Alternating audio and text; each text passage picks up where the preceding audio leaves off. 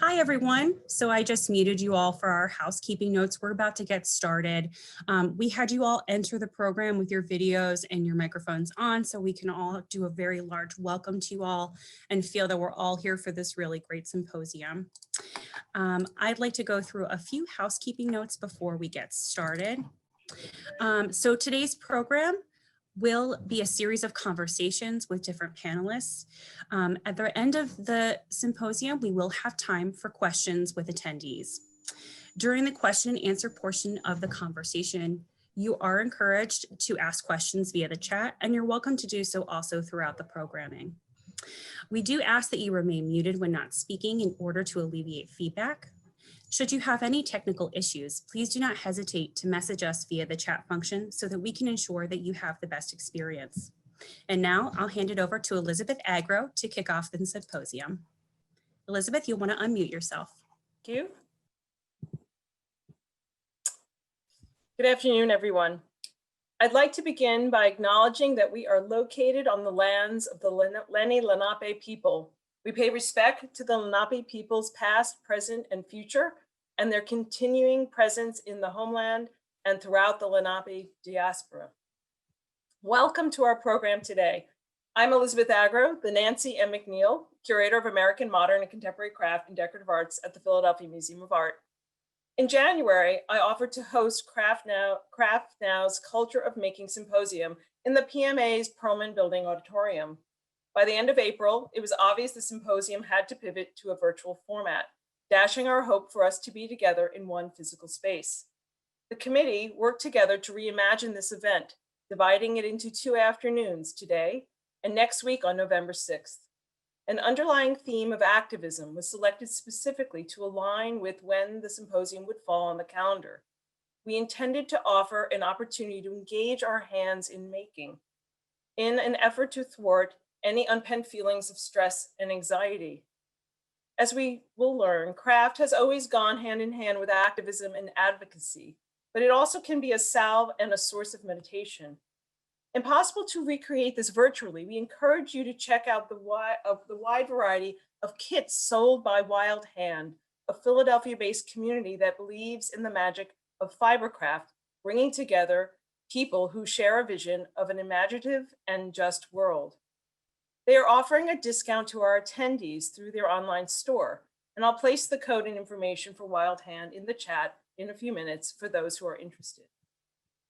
There's no substitute for actually being together, but I ask you to indulge me for just 1 minute. Please close your eyes, everyone. Let's click our heels 3 times. And I'm going to wave my wand. Where is it? Here it is. I'll wave my wand, transporting everyone to the auditorium in the Perlman Building. We are now seated together, and I'm standing at the podium in front of you. Let me set us up for our conversation today. A hotbed for workshops of all craft media dating back to 1751, craft has deep roots in Philadelphia. Craft, as an art form, is part of our city's identity, past and present. Philadelphia Museum of Art is a distinguished leader in the field of modern contemporary craft and shapes this rapidly evolving field that is critical to its continued mission today. The multiplicity that makes up the Philadelphia craft community drives this art form to proliferate, thrive, and morph, redefining and blurring the boundaries of craft with each passing year. The museum and its principal stakeholders in Philadelphia's craft community are the power behind an intensified current, galvanizing Philadelphia as a craft capital. Each November, the Philadelphia Museum of Art Craft Show and CraftNOW, in collaboration with our craft community, band together to demonstrate how craft is embraced and celebrated throughout our city. Before I hand my wand over to Leila Cartier, I encourage you to visit the Philadelphia Museum of Art Craft Show on November 6th through the 8th, which is also being presented virtually, details for which will also be placed in the chat. I encourage you to support the many artists who are showcased, and in doing so, support my museum's most important fundraiser. The event is free this year, but we ask that you make a donation if you're so inclined. In these fiscally difficult times, we need you more than ever before. And I thank you and enjoy today's proceedings. Leila, I'm handing my wand to you. Thank you so much, Elizabeth. I could not be more grateful that you have approached me to co-host this year's symposium, and we've had this occasion to work together. I equally want to thank the Philadelphia Museum of Art's affinity group Techne for sponsoring this symposium.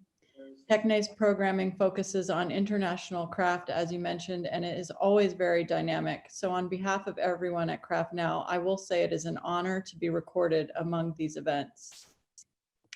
If I may speak a moment about what brings us here, the organization CraftNOW Philadelphia was founded 6 years ago to unite, support, and promote the exceptional talent among us and the importance of craft to the largest possible audience.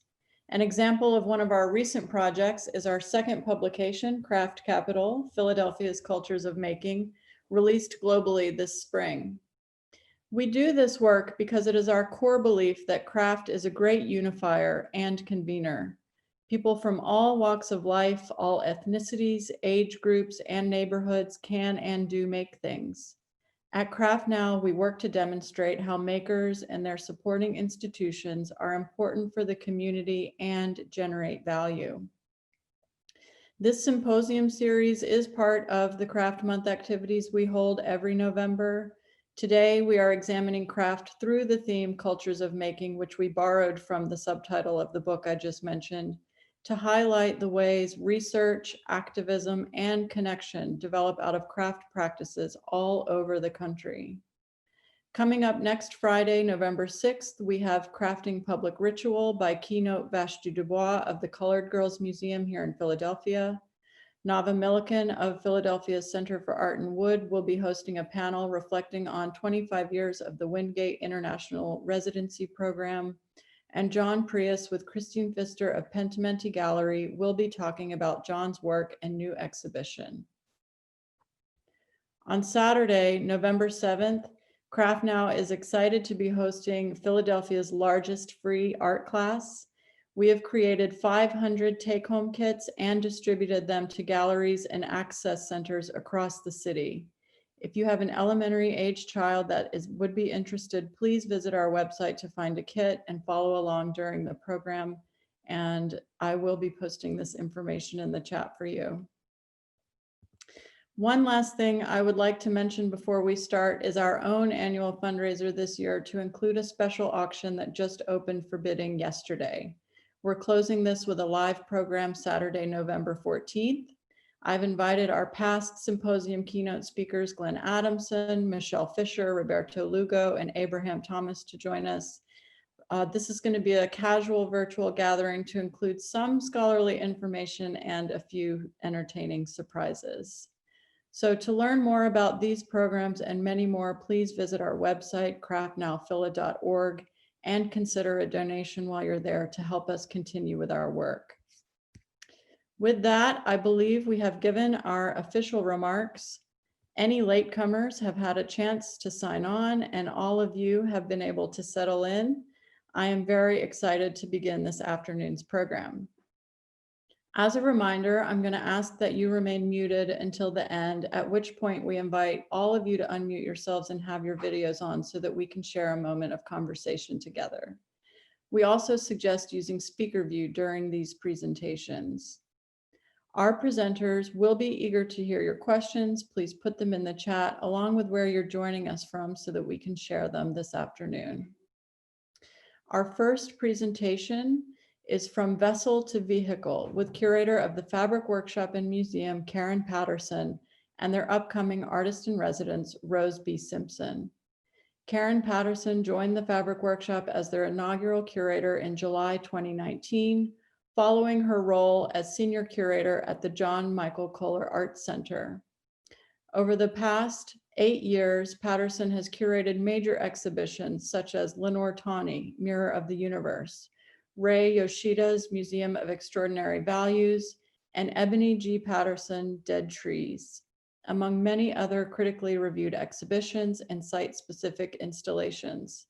At Fabric Workshop, Patterson is currently working with several artists in residence, and among them is Rose B. Simpson joining her today. With an interdisciplinary practice that includes ceramic sculpture, metalwork, fashion, performance, music, custom cars, and writing, Simpson considers ideas of vessel and vehicle literally and poetically. As a fabric workshop artist in residence, Simpson is in the research and engagement phase of the residency, wherein she is considering traditional methods, regional practices, and generational knowledge to inform her process. Simpson's exhibition, the culmination of this residency, will open in the fall of 2022. It is very exciting to hear a conversation between a curator and artist at this conceptual phase. So Karen and Rose, thank you so much for joining us today. And thank you so much for the invitation to do this. This is always a lovely opportunity to share, like you said, the creative process with new audiences, but also an opportunity for Rose and I to get to know each other as well as curator and artists. As you mentioned, we're at the beginning phases of a residency. And for those who are not familiar, a residency at the Fabric Workshop and Museum is about 2 years. And it doesn't mean that you're in residence physically in Philadelphia. It does mean that we allow for a lot of time for thinking, brainstorming, experimenting, trying new things. And so in having this conversation with you, Rose, today, we're just trying to build that foundation to understand where you're coming from, what you're interested in, and then how the Fabric Workshop and the community in Philadelphia and the kind of virtual Zoom community here can help us get there.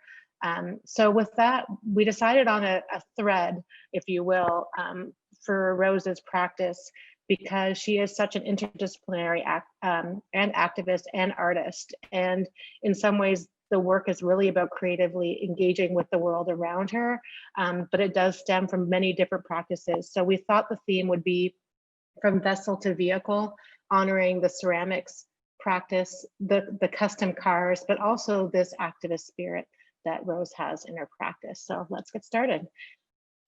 I can't see you, Rose, but okay, good. There you are. Can you see me? Hi, thank you for having me, everyone. So we'll go to the next slide and start from the very beginning, if we can. So this is the very beginning. Who are we looking at? So this is an image of my mother, Roxanne Swensel, and myself. You can see my little face through her coil that she's building out of clay. My mother is a contemporary figurative sculptor in clay from Santa Clara Pueblo here in northern New Mexico. And she is an amazing person because she took our very long matrilineal relationship with ceramics and clay and used it and transformed it to from traditional pottery to figurative ceramics. And she supported our family with this.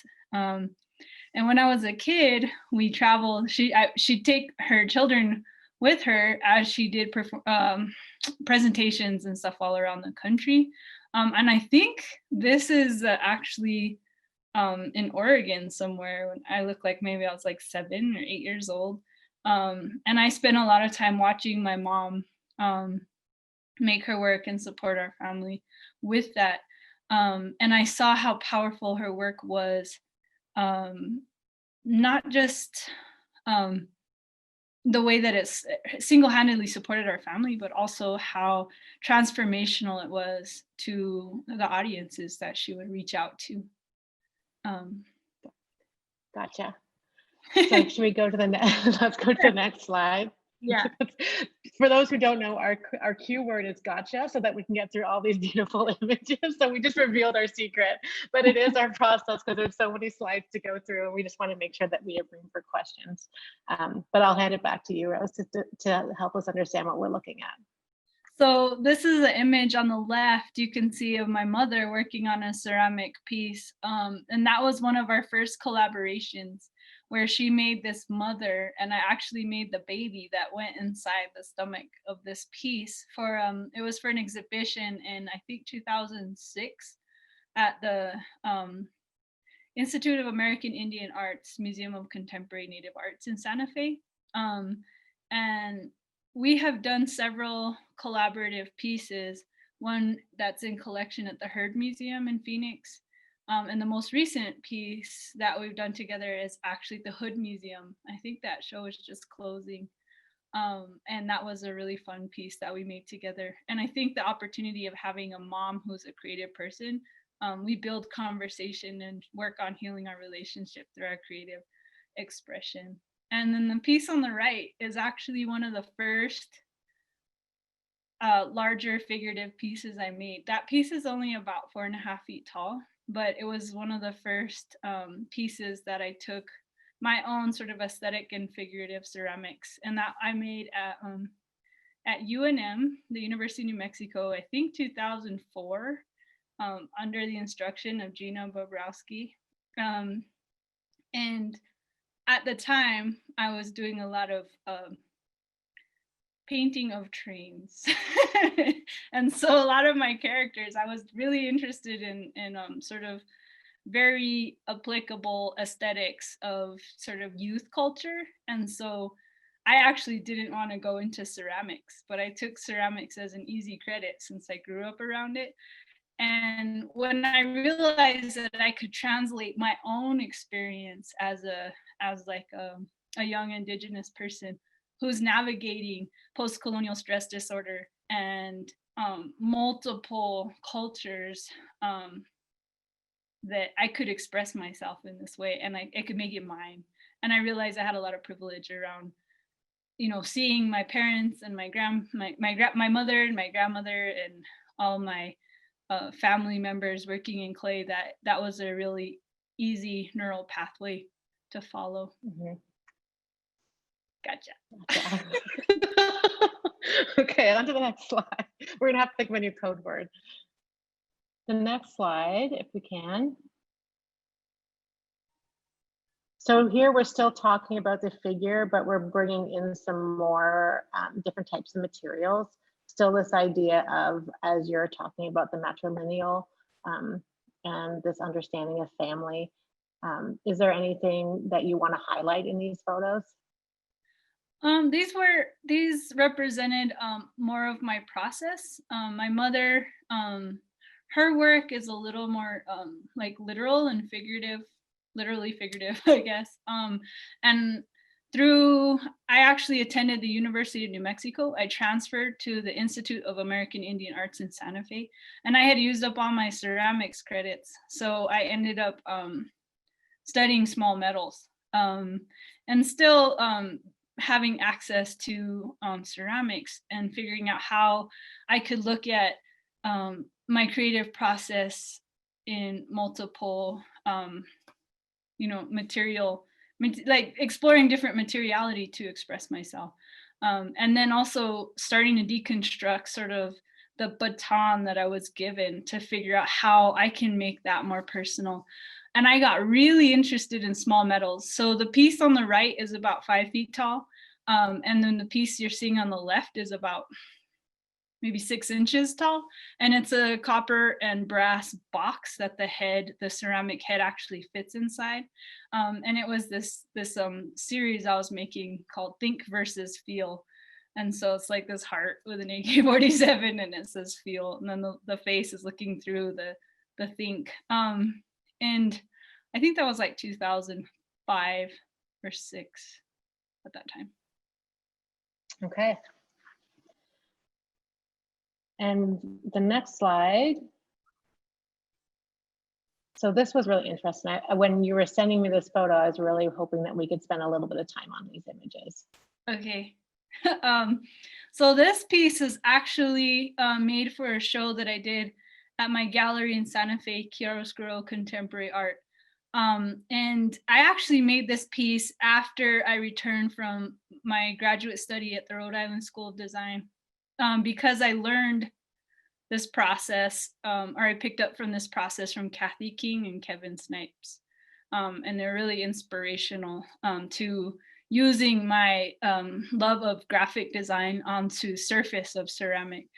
And I also studied at RISD deeply and intensively performance art, mostly in the realm of relational aesthetics.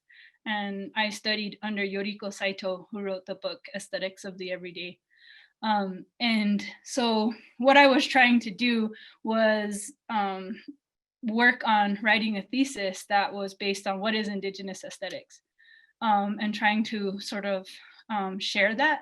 And the closest thing I found to that was relational aesthetics. And so I was looking into performance and transformance, and how performance is taking your body out of comfort zone and doing something exceptional. And Indigenous aesthetics would be that everything you do is exceptional, has to be conscious and aware. So trying to bring the creative process back into our everyday life. And so what I did was I made these are two-dimensional ceramic tiles that are actually glued to linen with also these black clay beads. And I slept with this quilt. And the ceramic on the surface of the quilt is heavy. And when you move, it makes a sound. And I was really, I mean, the piece was originally titled, "You Made the Bed, Now Sleep in It." And I think I actually changed the title because it didn't sit right with me. But the idea was that, how do we build an active relationship with the creative process, and how do we deconstruct that art versus craft hierarchy, and how do we reapply the aesthetic consciousness to our daily lives? So interesting, because you are kind of, you're playing with comfort and discomfort so early in this mode, where you're thinking about something that's weighted and comfort on you, but it's also reckoning with some aspects of your life and some aspects of your practice. Yeah, and I think it's also really linked to gender roles, and social expectations and norms, deconstructing objectification and stereotyping, and also, looking deeply at shame, guilt, accountability, all those things that we really need to be doing. That's right. Thank you. On to the next slide. So this kind of feels that we're moving into performance a little bit more, that the experience at RISD was laying the groundwork and thinking about, as you were saying, the aesthetics of the Indigenous aesthetic with relationship to relational aesthetics. Is this what we're talking about here? Yeah, absolutely. So I kept thinking about the figure being something that we automatically project onto and empathize with. And so that's often why I specifically use the figure in my work, is to influence, right? It's influential. And I was exploring with performance or transformance is, how do we become the figure in that piece, right? How do we embody that and it becomes super personal and intimate? And so I was working to create environments that actually our being itself could engage with to transform. So I actually made this this nest out of sticks and mud, and it has a sound system in it. So when you go in there, you're kind of depleted of senses aside from this sound, and you're actually rocking, and it's such an egg shape that actually very comfortable to your body, and you have to get incredibly into your body to actually climb into the thing. It was hard to like enter into, but once you're in it, there's no light and there's just this sound that was alternating harmony and disharmony. And so the whole point was just to be very, very conscious of your feeling in this floating space. And it was an experiment to see how I could create a space that transformed the way I felt, in ideally a healing way. And so was this huge skirt. I made this, I took 60 yards of fabric and sewed this huge skirt. And the idea was that when I was a kid, I would roll up in my mom's skirt. It looked just like that, same colors and everything. And I wanted to find a way to, I'm looking at different ways that we can find safety, and we can go into those places that are incredibly vulnerable and make comfort and acceptance and places where we can feel some hard things. And this was sort of the beginning of that. I like, and we'll move on to the next slide, but I like how in both situations you're kind of contained. You're putting yourself in something. Right. A vessel, perhaps. No Yes. one can see you. So then this was a really interesting moment that I learned about from you about a fashion show. And this was a way of kind of activating the figures that you were working on with real people. And so I wanted, if you want to talk a little bit about what we're looking at here. So the piece on the left was actually an experimental co-collaborative performance with one of my graduate school peers, Ben Peterson. And that was a really cool experience to have two different concepts and sort of reach this edge. And the whole point was I was projecting my own plaster onto this wall live, and he was projecting plaster on his side in the way that he wanted. And when we met that edge, there was this incredible tension, but also it spoke more than we could have shared individually in that collaborative space. And so the photo on the right is actually, I think it's 2006 or 7. It's the Southwest Association of Indian Arts Indian Market Fashion Show in Santa Fe. And they had seen some of my figurative sculptural work where I was actually adorning these pieces in power objects. And they came to me and said, would you like to participate in this fashion show? And when I was a teenager, I was a model, and I told myself that I would never perpetuate the objectification of women like that. And I saw it as an opportunity. So I was like, yes, I want to do this. And so what I did was I actually, I spoke to each of the performers that I talked to, and most of them were genderqueer or queer, indigenous, people of color. I made work to sort of accentuate the thing that they wanted to feel empowered with, right? One of them was my 9-year-old niece. And I asked her, I was like, what would you feel empowered walking on a catwalk with? And she was like, a 9-foot chain. And I was like, okay. So I got her a 9-foot chain, and she dragged that thing down the walkway.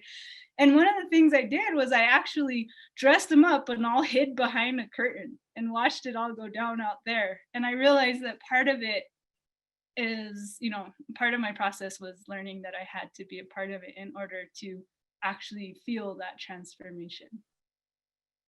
But I think it's almost like dipping your toe in, like you're bringing your people into it, and you're, like you said, peeking from the corner. But I think the next slide will show that you didn't stay in the curtains for very long, that you got into it with yourself. Yeah. Right.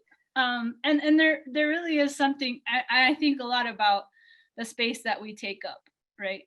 And how we take up space, and who do we open up space for? And sometimes when it's right to step back and make space for other voices and people when we do have access privilege.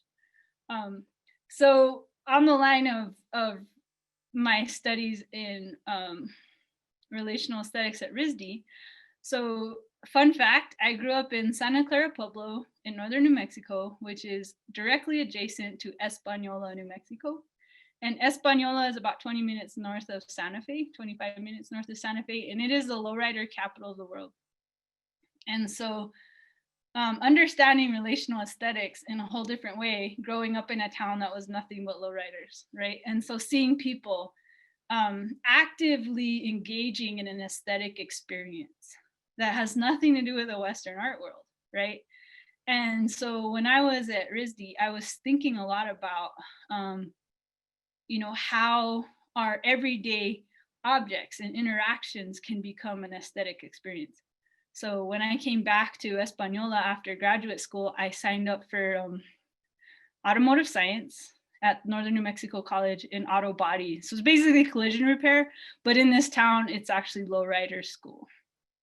And my first, there's a 68 Buick Skylark UC back there that I worked on, 85 Ford F-150 that I worked on a lot. But this is a 1985 Chevy El Camino that I was actually going to rip out the drivetrain and put it in that Skylark, but it ended up being my main focus. Yeah, let's go to the next slide and talk about that focus. So here you are starting to work on vehicles. Right. Yep. So the image, the reason I included the image on the left is that this is my 1987 Harley. there's something incredibly engaging in mechanical approaches to things. And one of them is that I bought my first car when I was 12, which was a '89 Jeep Cherokee, similar to the red one you see there. And it was always breaking down, and I was broke, and I was working construction, and I started fixing my own car in order to sort of free myself and have that sense of freedom. And I didn't realize it very directly at the time, but I was sort of deconstructing gender roles and stereotypes around that, and also feeling incredibly empowered where things weren't, the idea of cars and mechanical things weren't inaccessible to me. And so on the right, you can see, so the 1985 El Camino, I ended up painting hot rod black with a gloss clear on top to match traditional pottery from my area. And I named her Maria after Maria Martinez, the potter from San Ildefonso Pueblo, which is the Tewa Pueblo directly south of my own. And after driving Maria to Tucson one time, I blew the engine on the side of the road, and I ended up having to swap the engine out. And so this is actually a photo of my shop at 3 a.m. while I actually swapped out the engines from the broken one. Let's go to the next slide, because I do want to get to what this all means. Right. And so maybe if we want to just quickly touch on this one and then go to the next slide, so that we have about 5 minutes to talk about what this means for the fabric workshop and what we're thinking about for your project. Awesome. So here you can see on the left is Frida, a '69 Chevy Impala. And I actually fixed this car up and then got a buddy of mine to paint it live in front of Site Santa Fe's 20th anniversary. And so there's me and some of my crew sort of taking up space in those kinds of areas, right? Mm-hmm. Yeah. So it's an ongoing thing. It's not just one car. There's a lot of them. Okay, next slide. I feel like this next slide, if I'm right, yes. So this is the culmination of a lot of the kind of vessel and vehicle in so many ways. It has so many layers into it, both metaphorically and practically. And I will say, this is how I met you. This is the work I first saw, and was completely blown away. And just hearing you again talk about how all these things lead into each other. In some ways, it's a very practical experience, but it's always really related to a search and a guide to think about Indigenous aesthetics in your own way through the kind of art school, but then taking it back and taking it back to something that's meaningful for you and your community. And so here we are 2 years away from the culmination of a residency, and we're just at the beginning of our journey. This is what we know for sure. You and I have had a few conversations about maybe we should think about interiors of cars. Maybe we should think about a lot of things, but the world as we know it keeps changing at a breakneck pace. And when you have a residency that's 2 years long, you have an opportunity to be responsive and nimble and with a residency at the Fabric Workshop, you have an opportunity to experiment, even though those experiments may not end up in the exhibition or a final product. It's really an opportunity for you to ask questions and wonder about things. And so in your way of, asking, so I guess, what are you thinking about? What are you wondering about? What would be something that would only be possible with more help, both from the craft community that's here in Philadelphia, the community that you live in, the Fabric Workshop expertise? How can we help you get to another place? I mean, I'm super excited about community. I think first and foremost is that with Maria, the El Camino that you see here, a lot of this, 99% of this car was my own elbow grease. It's a lot of work. It's a lot of physical dedication, and it's a dream to put something like this together and to make it, but it's also exhausting. And part of me was, really saying like, I don't need a guy to help me. And so I was gonna do it all myself, very intentionally and angrily, in a sense. And I think that, there's something to be said that I made Maria head to toe, front to end. I touched that car every single square inch with my own hands. And working with the fabric workshop and museum is really, it's going to push me to think about what collaboration looks like. And I have a really unique perspective of being from Santa Clara Pueblo in a very intense and deeply sort of marinated in culture and place. And I find that that's really important. You know, in this car itself, it doesn't make as much sense as it does when it's driving between these two mountain ranges along the Rio Grande River, you know? And so I want to think about what is Philadelphia and what does it have to offer? And what is deep culture in Philadelphia? You know, what does that look like and how does that feel? And you know, there's a lot of gentrification in a lot of places, and I want to search for hard work and strong and like the bodies that have committed themselves to centuries of craft. And I feel like craft can be, you know, I mean, I worked painting cars, so that's definitely a skill that I respect. You know, it's hard work and it's hard to learn, and we very often dismiss it, you know, and mechanics, all those parts of our daily lives that we take for granted. And that is a you know, I want to learn about people that their creative process is not necessarily honored or exhibited in museums, etc. So that's something that I'm excited to learn about, and also to be educated, because I only know sort of my own cultural history in this area, and obviously it's my place to build conversation around that, but I'm really interested in seeing how well Rose collaborates and how well I am at delegating other things to other people, because I like to do everything myself. So this should be really good learning process for me, and I'm looking forward to you know, how much my work can transform in a positive way through this collaboration. Does that make sense? It does make sense. And I will say that collaboration is an easy word, but it's hard to do. And even in my short time with the fabric workshop, you will not be alone in thinking that it's going to be hard. It's hard when it's your vision, and it's hard when it's your work, and opening up certain aspects is vulnerable. So maybe it's like getting out under your mom's skirt again a little bit, you know, like I think we will find a way, and you're in good hands. But thank you for sharing your work with us today. And we're excited to help you through this. I know that the participants here will have lots of ideas. I took some notes too, that we can help send you some research, some ideas, get into the hardworking core of Philadelphia that can impact your project.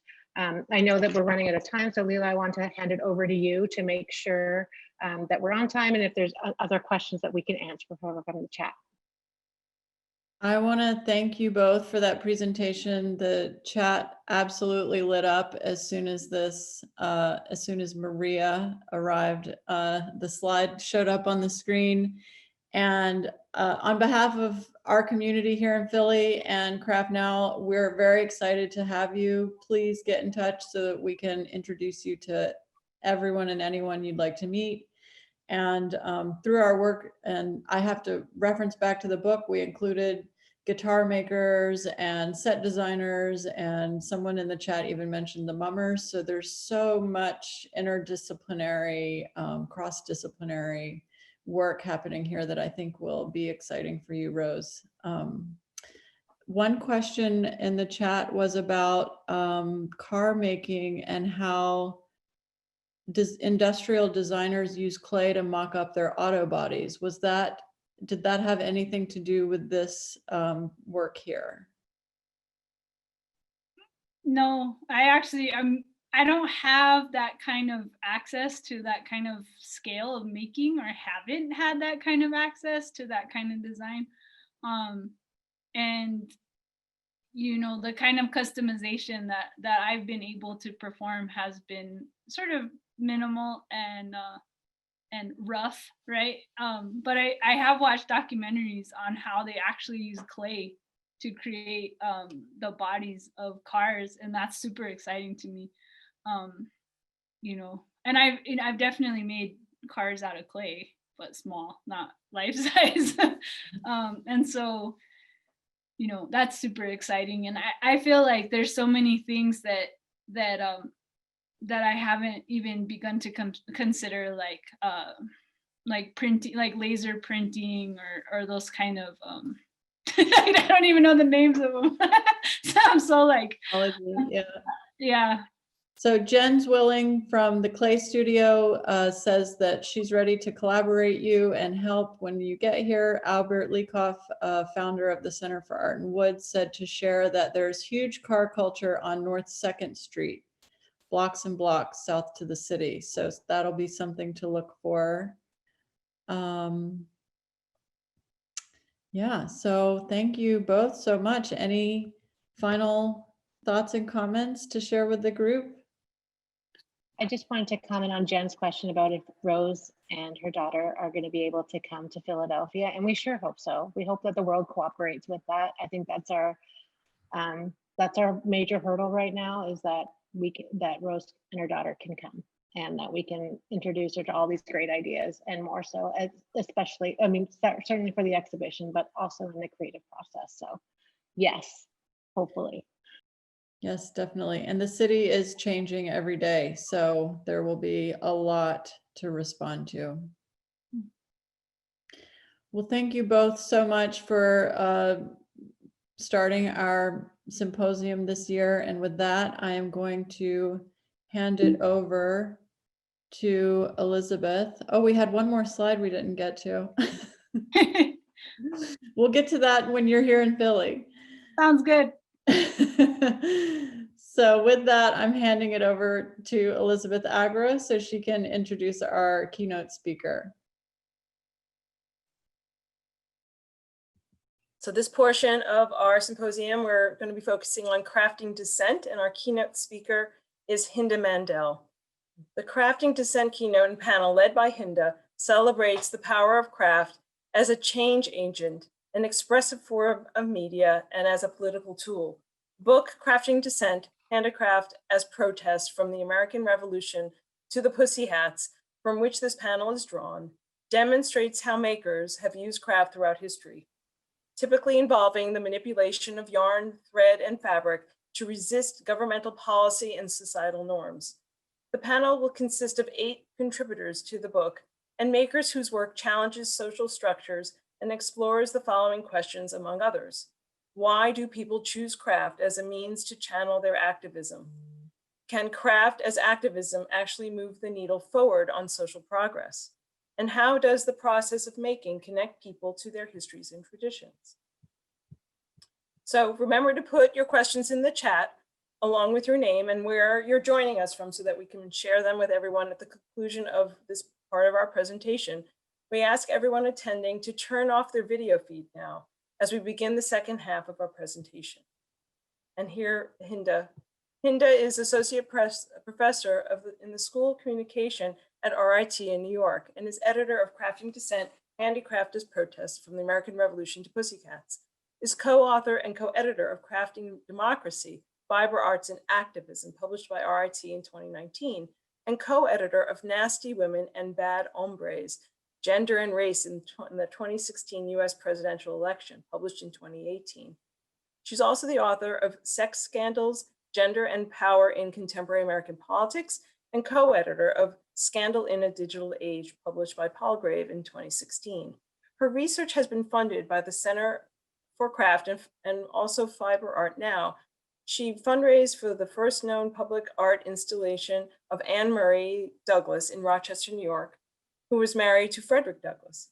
Mandell's website is omghinda.com, and she's on Instagram. Mandell is passionate about organizing crowd-created yarn installations in public spaces connected to the history of a region's social reform movements. And Hinda, please join us, and I hope everyone will enjoy. Thank you. Thank you so much. And that was a fabulous conversation between Rose B. Simpson and Karen Patterson. That was fantastic. So here I go. Good afternoon, everyone. And I'm so glad to be joining you today. I extend my gratitude to Symposium organizers, including Layla Cartier, Elizabeth Agro, and Jennifer Zwilling, Lindsay Nevin, and Linnea West. The title of my talk is Craft as Action and Self-Insertion in the Trump Era. I want to preface my remarks by something I say to my students when they conduct a textual analysis. I say, you have to have an identity paragraph so people understand who the person is who's doing the interpretation. I won't offer you an identity paragraph due to time constraints, but I will offer you this sentence. My first full-time job was as a journalist, so I feel very comfortable with self-insertion, maybe too comfortable. And that's why it's important, because now I'm an academic, to problematize that which feels as comfortable to me as a worn blanket. So here we go. And if you wouldn't mind, first slide, please, or the next slide, please. Thank you.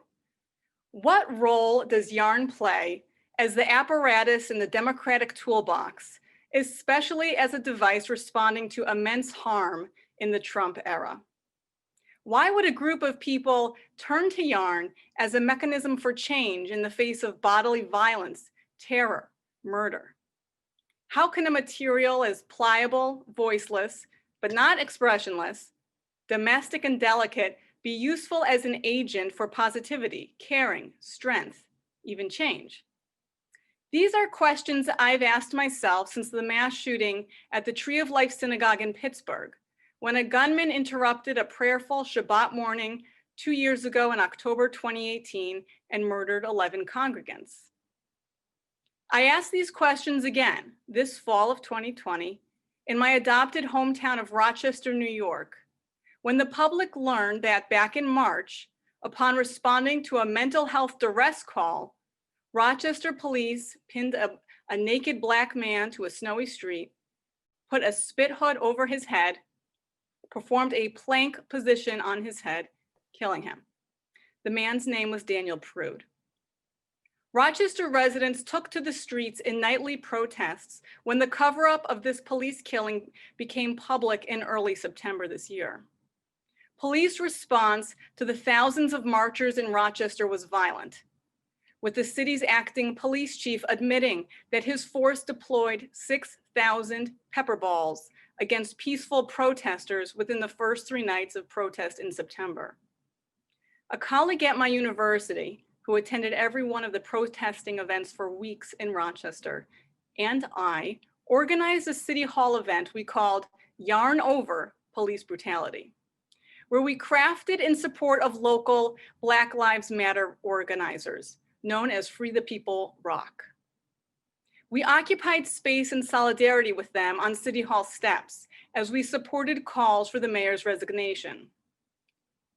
We brought yarn to share, and some attendees taught Rochester City students who are in middle school and high school how to knit and crochet, giving them skeins of yarn, hooks, and needles to help build their craft stash at home.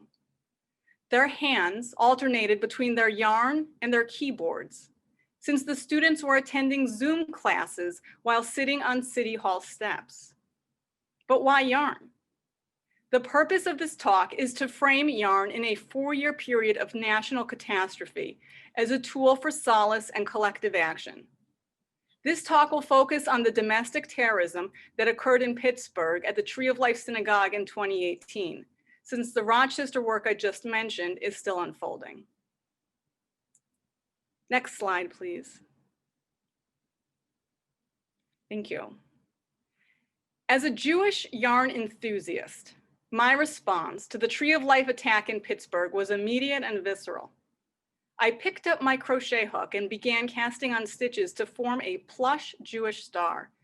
And within days of the synagogue attack, I co-formed Jewish Hearts for Pittsburgh with New Yorker Ellen Dominus Browdy, a Facebook craft campaign with 1,300 members, which ultimately delivered 2,500 Jewish hearts to the Squirrel Hill neighborhood of the attack in November 2018.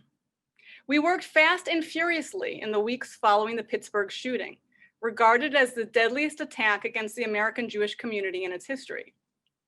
And 2 weeks before Hanukkah in 2018, 40 local volunteers, mostly from Pittsburgh, hung these representations of love and peace on tree branches, on fences, around fire hydrants, street signs, and inside businesses within the afflicted neighborhood. While my enthusiasm for this project has been unwavering, questions about activism still linger in its wake, even as this project has been featured in an academic book and a mainstream media book as part of the exhibition Crafting Democracy and in a number of articles. Why did a group of mostly women turn to yarn as the antidote to a heinous act of hate in Pittsburgh? The arts scholar Julia Bryan Wilson writes in her book Fray, quote, "Textile making is often represented iconically as a stand-in both for tradition and for defiance against the reigning order." The reigning order during Donald Trump's presidency has been a barrage of nationalistic vitriol and hatred aimed at those who do not share the racial, national, ethnic ability, sexual orientation, religious, economic, and normative, quote, normative background as Trump. Within this violent morass of the past 4 years, I situate this group of crafters who see handwork as a mechanism for solace and as an opportunity for them to take a stand against this apparent reigning order of hate and its violent impacts. While a robust body of scholarly literature has emerged to examine the impacts of craft-based activism, less has been written about craft action as a direct response to bodily violence and mass shootings. For this reason, it's worth lingering on a 2016 journal article titled "Race and Responses to Violence in Prayer Shawl Ministries" by the theologian Donna Bauman. She argues at the heart of such craft work is a community's response to grief after a violent act. Craft in these instances is at once self-serving and deeply empathic, self-involved and thoughtful, kind and burdensome. The impetus to craft and gift the handwork to those terrorized as a direct response to violence is an act of sustaining love and also self-serving, according to Donna Bauman.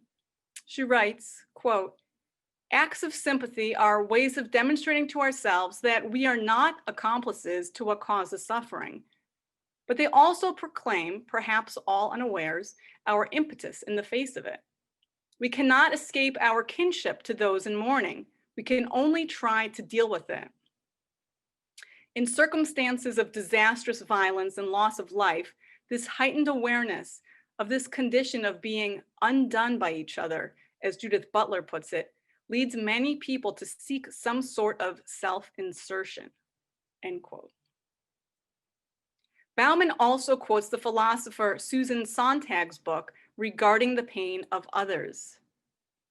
Sontag argues that people, in this case crafters, seek stability during peaks of unsettling violence through the call to do something, in this case charitable crafting, as an effort to mend a solution and secure closure that to the victims' families and survivors of mass shootings, there is no such neat fix.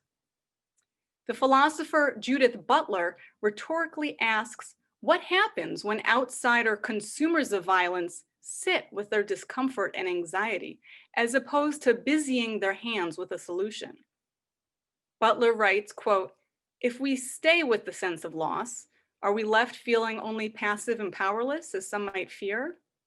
Or are we rather returned to a sense of human vulnerability, to our collective responsibility for the physical lives of one another?"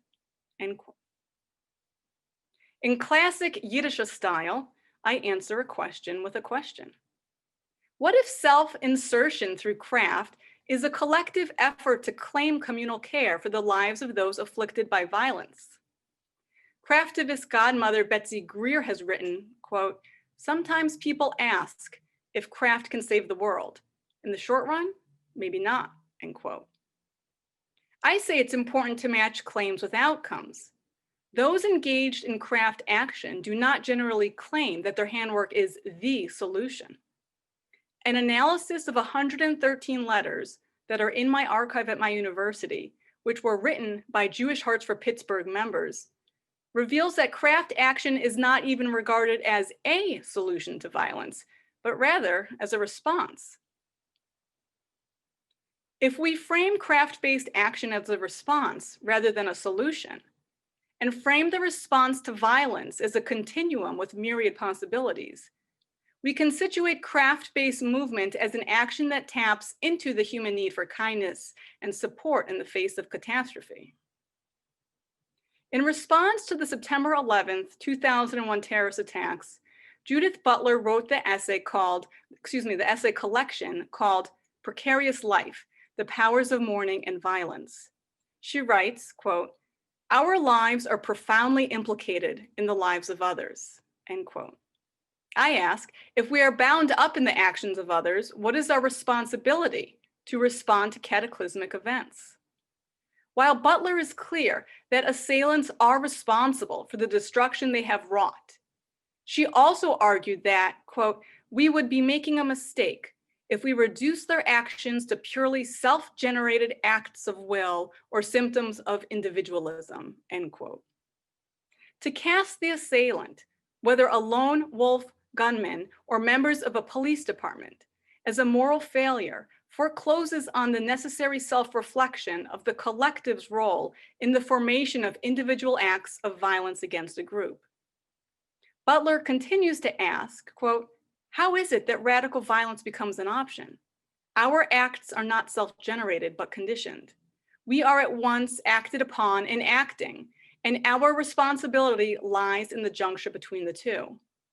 What can I do with the conditions that form me? What do they constrain me to do? What can I do to transform them?" End quote.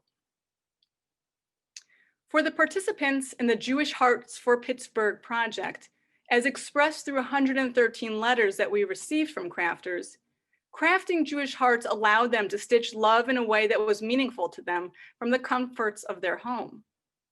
For one Jewish Hearts crafter, who is also a survivor of perhaps one of the most iconic school shootings, the Columbine High School Massacre of 1999, the act of crafting her own Jewish heart was a way to pay forward the kindness she received back in 1999. She writes, quote, "I know from personal experience that small and simple acts of kindness can help heal. When I was 17 in 1999, I was a junior at Columbine High School. One April day, my life changed forever. I was devastated, but then letters and small tokens of love came pouring in. Each letter or token gave me strength to keep going. I hope I can pass on some of the strength I was given," end quote. As Judith Butler wrote, quote, "Only once we have suffered that violence are we compelled ethically to ask how we will respond to violent injury. What role will we assume in the historical relay of violence? Who will we become in the response? And will we be furthering or impeding violence by virtue of the response that we make?" End quote. Grief, added Butler, lays bare the social relations that hold together human connections and strips away at, quote, "the very notion of ourselves as autonomous and in control," end quote. Yet another benefit of crafting as a response to mass shootings is restoring a sense of control through repetition of stitch by stitch, of selecting colors and yarn and patterns. And while the sense of control may indeed be an illusion, it can bring stability as a mechanism of working through fear and anxiety. Craft as a response to high-profile mass shootings does not cure problems, but can restore a sense of humanity through the connections it helps establish with others, by affirming the productive process of making and bringing the maker into a spiritual alignment of self that is centered on self-reflection. In this way, craft may serve as an antidote to the vulnerability that violence brutally rips bare. It is a response to violence that has restorative and transformative functions throughout the length of a person's engaged participation in the craft making act, functions that are amplified through a sense of community. Handcraft born out of pain tells communities, "I see you and ache for you."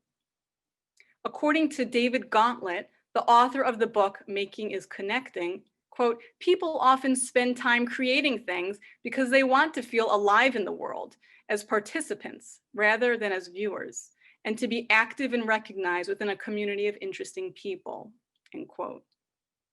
A Jewish hearts crafter from Illinois wrote, quote, Elie Wiesel said, the opposite of love is not hate, it's indifference. My wish is that these hearts will show the Jewish community we stand with them, regardless of different religious backgrounds, and we will not be silent when love demands action, end quote. The Jewish Hearts for Pittsburgh letters offer a testament to the confluence of craft and memory through the body of a collective. The act of making can be both a solitary and a social enterprise, but it is critical to situate craft as a collective act that reaches across time into the past and acts as a bridge to the future. Most obviously, the time craft mechanism is at play through the passage of skills from an older craftsperson to a younger one, or through the gifting of a material good that is worn, kept, displayed, and passed down over a number of years. But in less obvious ways, to engage in craft is to reflect on one's relationships, to take trips down memory's lane, to imagine more peaceful, aspirational futures, to engage in self-soothing behavior, to think fondly and sadly of family and friends, present and past. Crafting in the wake of violence is reflective and collective and tied intimately to the memories of the maker. It offers the pathway to intrinsic transfiguration with the hope for extrinsic benefit. Therefore, while crafting in the aftermath of gun violence may involve self-insertion, it would be disparaging, too simplistic, and even dehumanizing to degrade the process of crafting as self-serving, full stop. It is a collective act that is foundational to a genuine human need for connection, reflection, doing, making, communing, and sharing. The goal is to do so sensitively and with the well-being of the intended recipients in mind. It is clear that a craft campaign born out of love and compassion should not add to the material objects that arrive at a site afflicted by gun violence in an acute attack.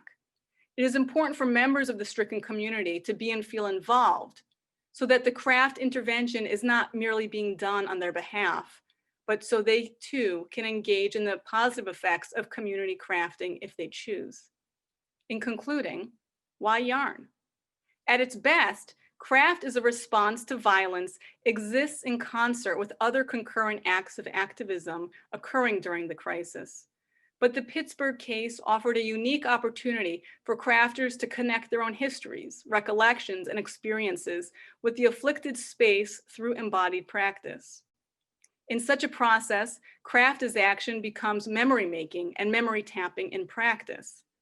Therefore, it may be helpful to shift our thinking about craft in response to violence, not merely as a tool for expression, but also as part of a craft memory continuum at the intersection of collective solidarity, care, humanity, and action.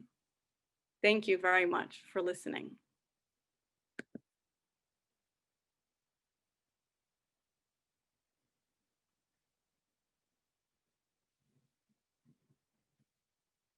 So that concludes my talk. And so at this time, what we'll do is we are going to transition to the Crafting Dissent panel.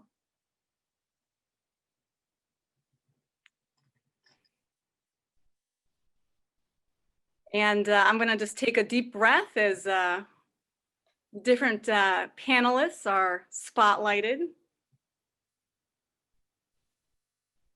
And at this moment, I'm going to paste into the chat the link to the Symposium website. And I'm doing this so that you can please follow our panelists on their preferred social media. I believe it's mostly Instagram. And on Instagram, you can see their body of work.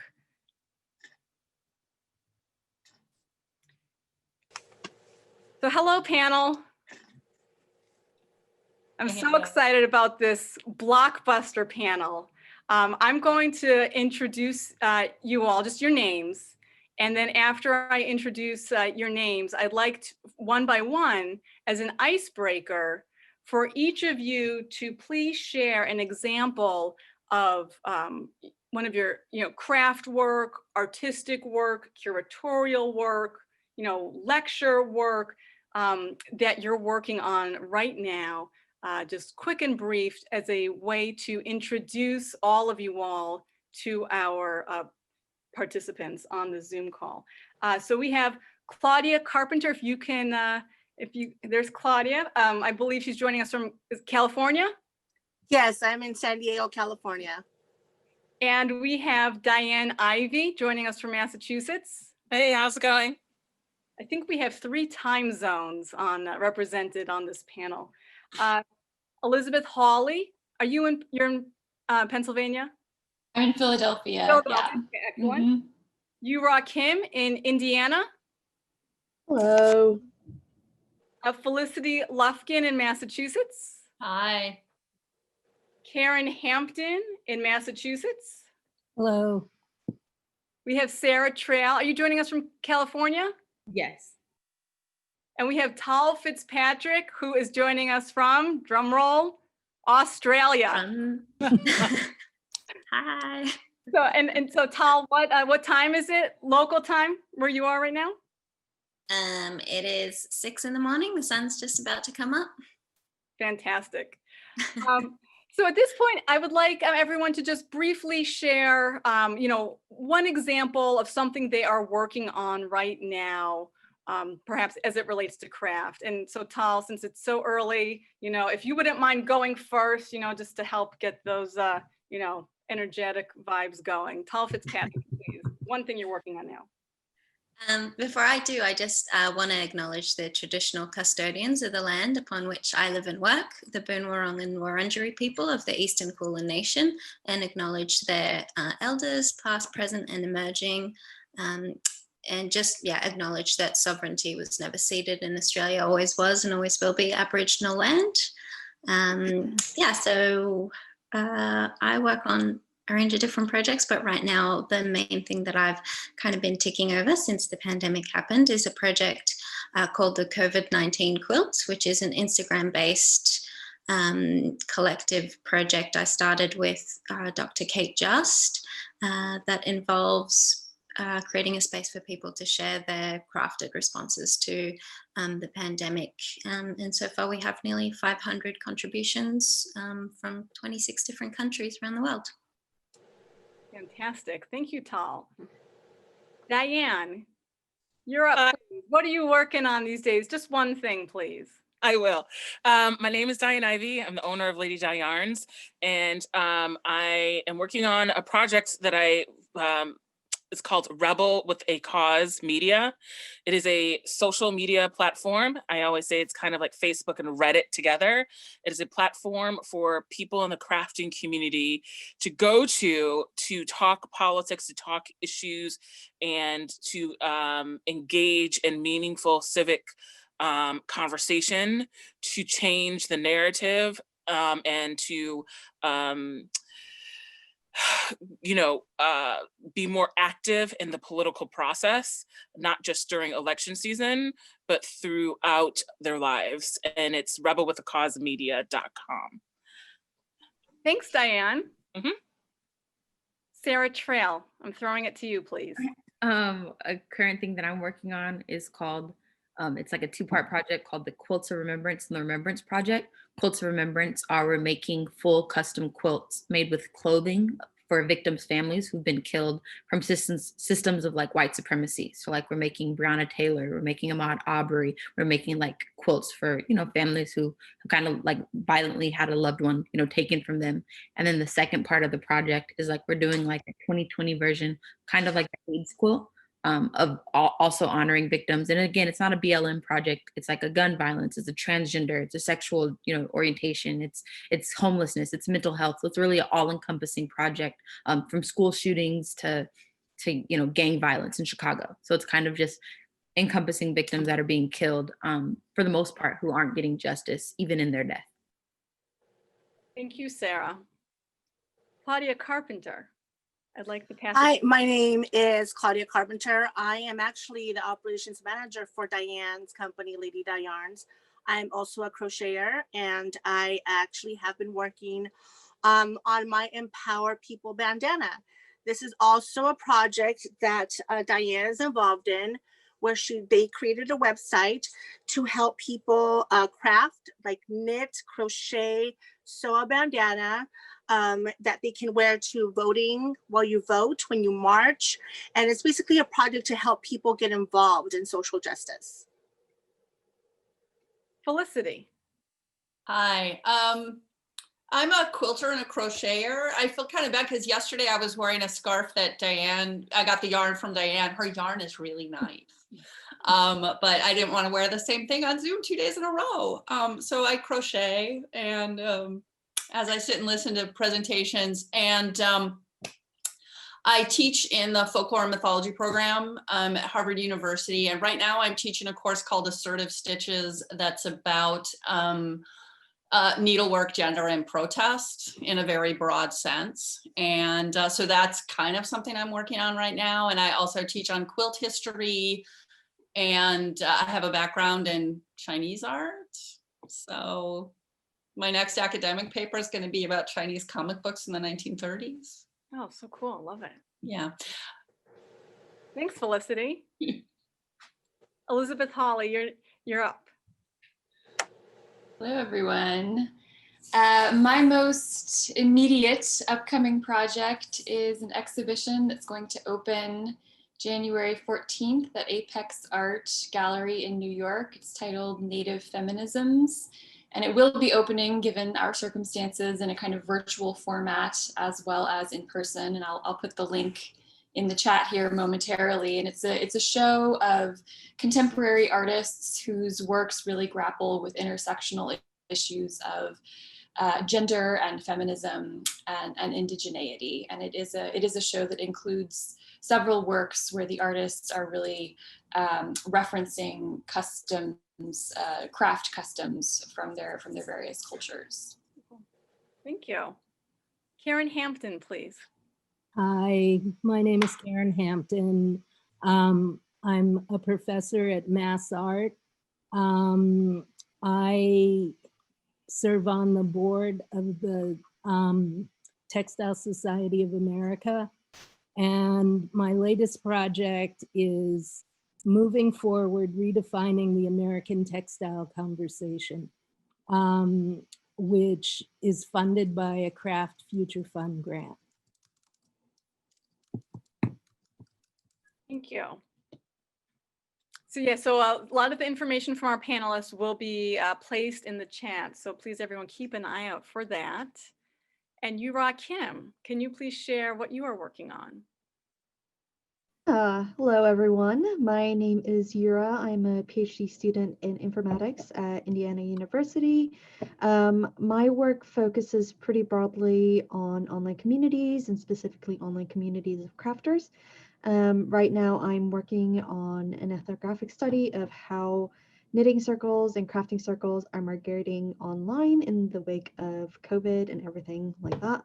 I'm also a knitwear designer, so I'm also active on Instagram, where I talk about my experiences as a Korean immigrant in the United States and how I channel that in my design work. Thank you, Yura. Okay, so I'm going to begin, with the Q&A portion. What I would like to do is I'll probably ask, part of the panel to answer, and then move on to the next question. If I don't ask you for your answer, but you want to answer, please let me know. And I would like to include your voices in that. Also, to our participants listening, feel free to add your own questions as this unfolds. There is a distinct Q&A phase of this symposium, but I may also be able to incorporate some of your questions from the chat in real time. So I'm going to direct my first question to Sarah Trail. And the question is, why do people choose craft as a means to channel their activism? In your work, because you've been doing this for some time now, how has that changed over time? So why do people choose craft as a mean to channel their activism, and how has that changed over your time? I would say 99% of our participants haven't until given that opportunity, because inherently craft is often, an affluent, option to opt into. So like I'd say like most people that make quilts with us, most kids that make blocks with us, most kids that make full quilts with us, it's their first time using fabric or art, because so many of the schools that we go to, art's been kind of ripped, from their schools in terms of funding. So I'd say when given the opportunity, kids definitely, and young people and people in general, like they definitely opt in. But I'd say really the socioeconomic barriers often to like, and more so quilting specifically, because I know for a fact like embroidery could be perhaps a more affordable entry point, and like DMC thread, or just thread in general, fabric, floss, a hoop, is very different than quilting when it's like sewing machine, rotary cutter, like all the kind of accoutrements that need, cutting mats and rulers. And but I'd say, why do they go into craft of means of activism? I'd say for the malleability of being able to bring it to different audiences. I'd say for their familiarity with particularly fiber being a medium that like everyone has at least some experience in terms of getting dressed. Everyone's touched fabric, which is, for example, we've done workshops where one of our opening activities, we used clay. Kids were so unfamiliar with clay, like getting over the fact that they've never touched it. Like they first wanted, it was a different thing. When using fiber, it's like we can focus on what we want to say because we've all touched fiber before. It's a new art form, but it's not necessarily as much of a new medium as other mediums could be. Because like we could be the social justice, clay making or sculpture community, which again would be expressing and bringing in, a new medium. But I think fiber is definitely, it's familiar enough for everyone to get started with, but it's new enough for like 99% of people for it to still be like, an eye-opening activity. I love that fiber is less distracting. Fiber as a medium is less distracting. So Tal, I'm going to pitch this to you now, and then Diane Ivy, you'll be up third. Tal, in your experience, because you've led a number of collaborative craft-based actions, what are you hearing from your participants about why they're choosing craft as a means to channel their activism? I think for many, like a lot of the people who participate in the projects I run, like the COVID-19 quilt or the Universal Declaration of Human Rights quilt project that I ran with another US-based artist, Stephanie Dunlop, it's because crafting is already a part of their life, and it becomes a kind of natural progression for them to use that side of expression as a site for responding to something that they're experiencing or kind of emotionally reacting to. So it to crafters, to makers, it's like a natural space where we kind of retreat to do like the self-care, but also use as a form of outward expression and connection. So yeah, I think that's a key motivator for people. Thank you. Diane, I'd like to turn it to you now about why people choose craft. I know that you have a lot to say on this. Why do people choose craft as a form of activism? I think the feedback that I've gotten from people with some of the clubs and collaborations that I do within the business, like we did a 19th Amendment collaboration, and I collaborated with a designer, and there were a lot of women, just basically who would email back and say, I've been so frustrated the last 4 years or 3 years with politics and what's going on. And, knitting and crocheting have been a stress reliever, and I don't know how I can get involved in politics. I don't know what I can do, but I'm doing this right now because I know if I wear it, people will comment on, what I'm wearing, and I can tell them why, and it means something and it stands for something. And I had one lady say, I've burned too many bras during my protest in the 60s and 70s, that, I can knit it and wear it and not get arrested. So I feel that people in general, craft because it's a symbol, but also and it's a symbol, and people do ask when they see something that's like, oh, that is different, you can engage in conversation. And and I think for women as a whole, crafting has been really gender, when we talk about gender role and stereotypes, it's definitely been a female dominated industry. And it's definitely what Sarah said, it comes from people who have the means to do it, but now you're seeing a shift in that. Yeah, Karen, please. I wanted to add to that I think that the first place the craft comes is really self-care, that there's something where people take care of themselves. But then I think that as the healing process goes on, I think that it extends to healing your environment as well as the next entry point. And it's part of becoming empowered within it that I think that it really builds. I want to move on to the next question, but I actually want to direct the next question first to you, Karen, and then to Claudia and Betsy. And this question is, how does the process of making connect people to their histories and traditions? And when you think of this, you can please feel free to answer this more broadly or more personally, like to your histories and traditions. So how does the process of making connect people to their or your histories and traditions? So yeah. I think that, well, I'm going to talk for myself because it really, I started weaving when I was in my last semester of high school.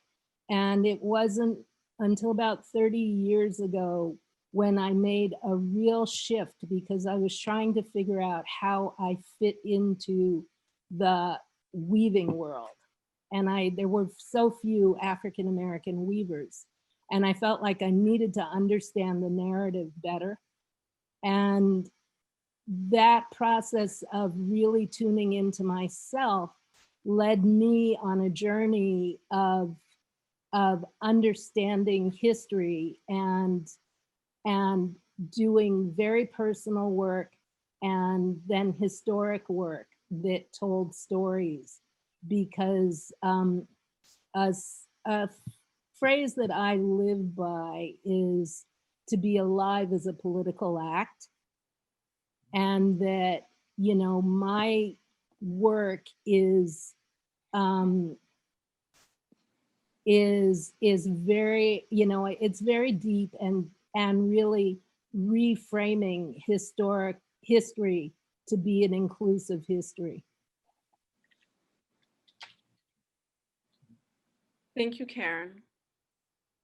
That's great, Karen. And I think my response is somewhat similar, although a bit less personal, because I do want to preface this by saying that I myself, I am not Native. I do not identify in that way, but I have worked with a number of really fantastic Native and Indigenous makers and artists. And I think that producing work related to their culture's history and traditions, it really is a way of insisting on the continuance of those traditions today, despite colonizers' many and often incredibly brutal attempts to stamp them out, them being both the makers themselves as well as those aesthetic or artistic or cultural traditions. So, weaving and pottery and basketry and beading, it's this statement of survivance, survivance being this key term in Native studies today, that these cultures have not merely survived, but have also enacted these sort of modes of resistance against a kind of forced assimilation. And so making in this manner that resuscitates or references, sometimes directly, sometimes a bit more obscurely, these traditional or customary modes of making. I think it's a way of tangibly connecting to the past and tangibly connecting to one's ancestors while making this really important contemporary statement about survivance, that Native and Indigenous peoples are still here and their traditions are still going strong. And so it is this insistence on agency and presence. And I think that this is, of course, now I was reminded of this during Rose's fantastic presentation of her work earlier today, you know, insisting on this Indigenous presence within the contemporary art world and contemporary aesthetics and modes of making. Thank you, Betsy. Claudia, I'd like to call on you at this time to reflect on the question of, you know, how does the process of making, you know, connect people or connect you to, you know, tradition and history? Sure. I actually say to people that I have carried crochet in my soul from the start, from birth. I actually was born in El Salvador, and I grew up in a multi-generational home where I shared a room with my great-grandmother, and she was a crocheter. So I was surrounded with crochet in my everyday life. But when I came to the United States at 8 years old, I lost that connection, but I always wanted to crochet. I remember hooks and yarn and all the things that surrounded me that were made by my great-grandmother's hand. And throughout my life, up until I was, you know, in my mid-30s and having children, where I said, I want to learn to crochet. I have to learn to crochet. I have to make something for my child with my hands. Even though my education is in fine art, I'm a painter. Painting has always been, for me, something that explores me. But when I started to crochet, I felt that connection again with my great-grandmother. And again, when I go back to yarn and hook, I not only connect with my Salvadorian roots and my family and those beautiful memories of sharing that time with my great-grandmother, but I also connect with my fellow crocheters, all the women who have come before me. I learned to crochet from YouTube because, you know, I lost that connection with my great-grandmother. So for me, crochet is more encompassing of the outside and other people and new friendships and that connection to my Salvadorian roots. But painting, visual painting and watercolor is always an exploration of myself. So I feel that there's a difference there, but there's comfort in both. I love how you draw that thread to your ancestors, but then also the you know, the contemporary manifestation of YouTube as an attempt to, you know, to connect with them. So Kim, I'm going to throw this at you, and then Felicity Lufkin, you're on deck. And this question is, you know, can craft as activism actually move the needle forward on social progress? Or do you see it as more commentary than activism?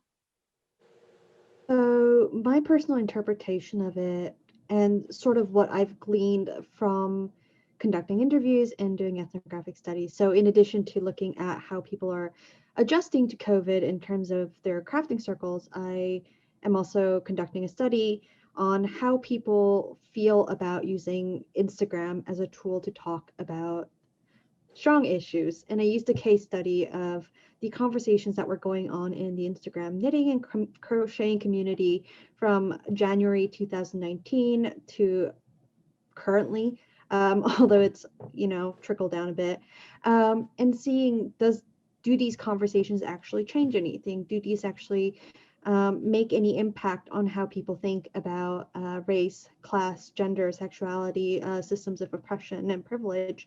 And from what my participants are saying, I do think it can be both. It does move the needle forward, even if it's on a personal level.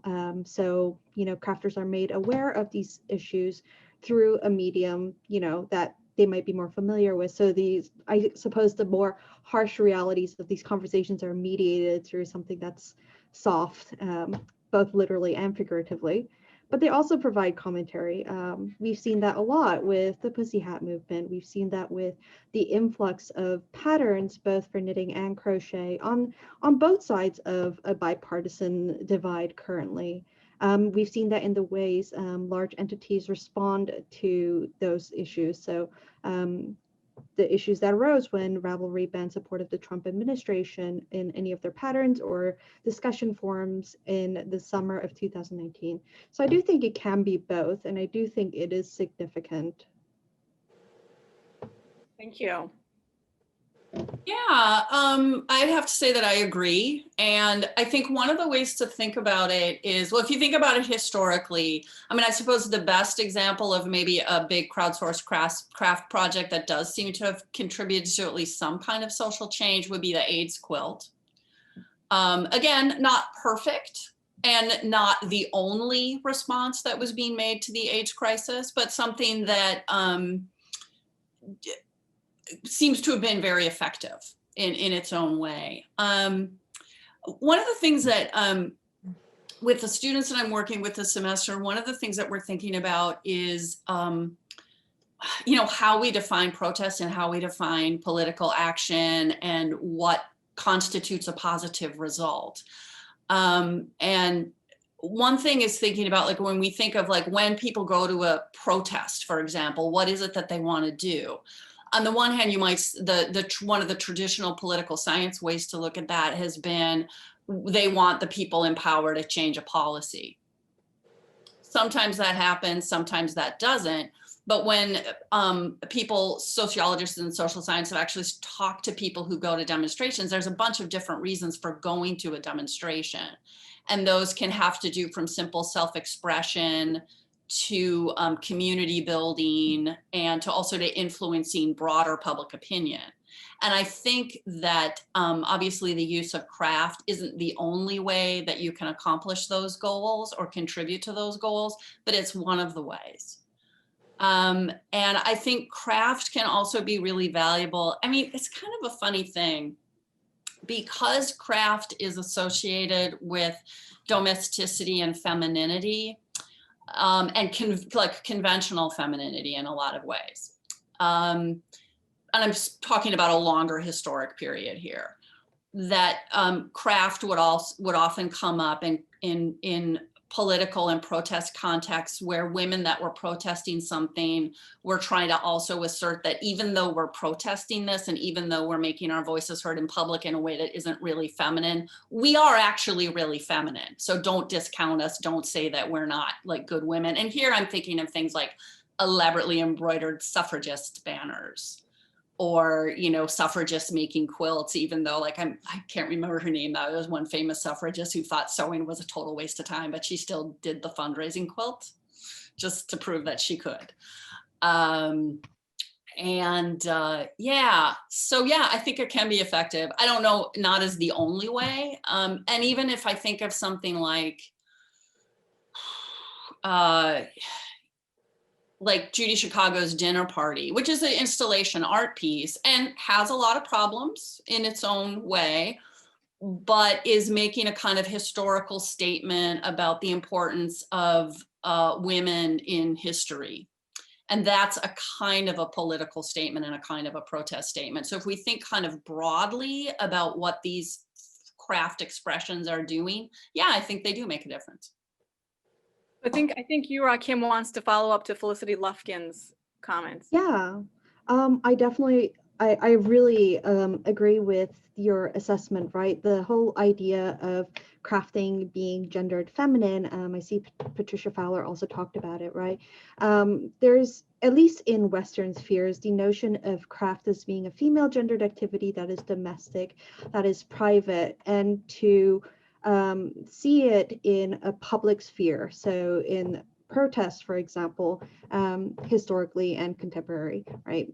We see it kind of transitioning. And so the transitioning of something that is private and domestic into a public sphere can be a really powerful form of protest signaling. So protest scholar Zeynep Tufekci talks a lot about signaling, much kind of like how animals have bright feathers to signal particular messages. Craft can be a really powerful symbol to do that.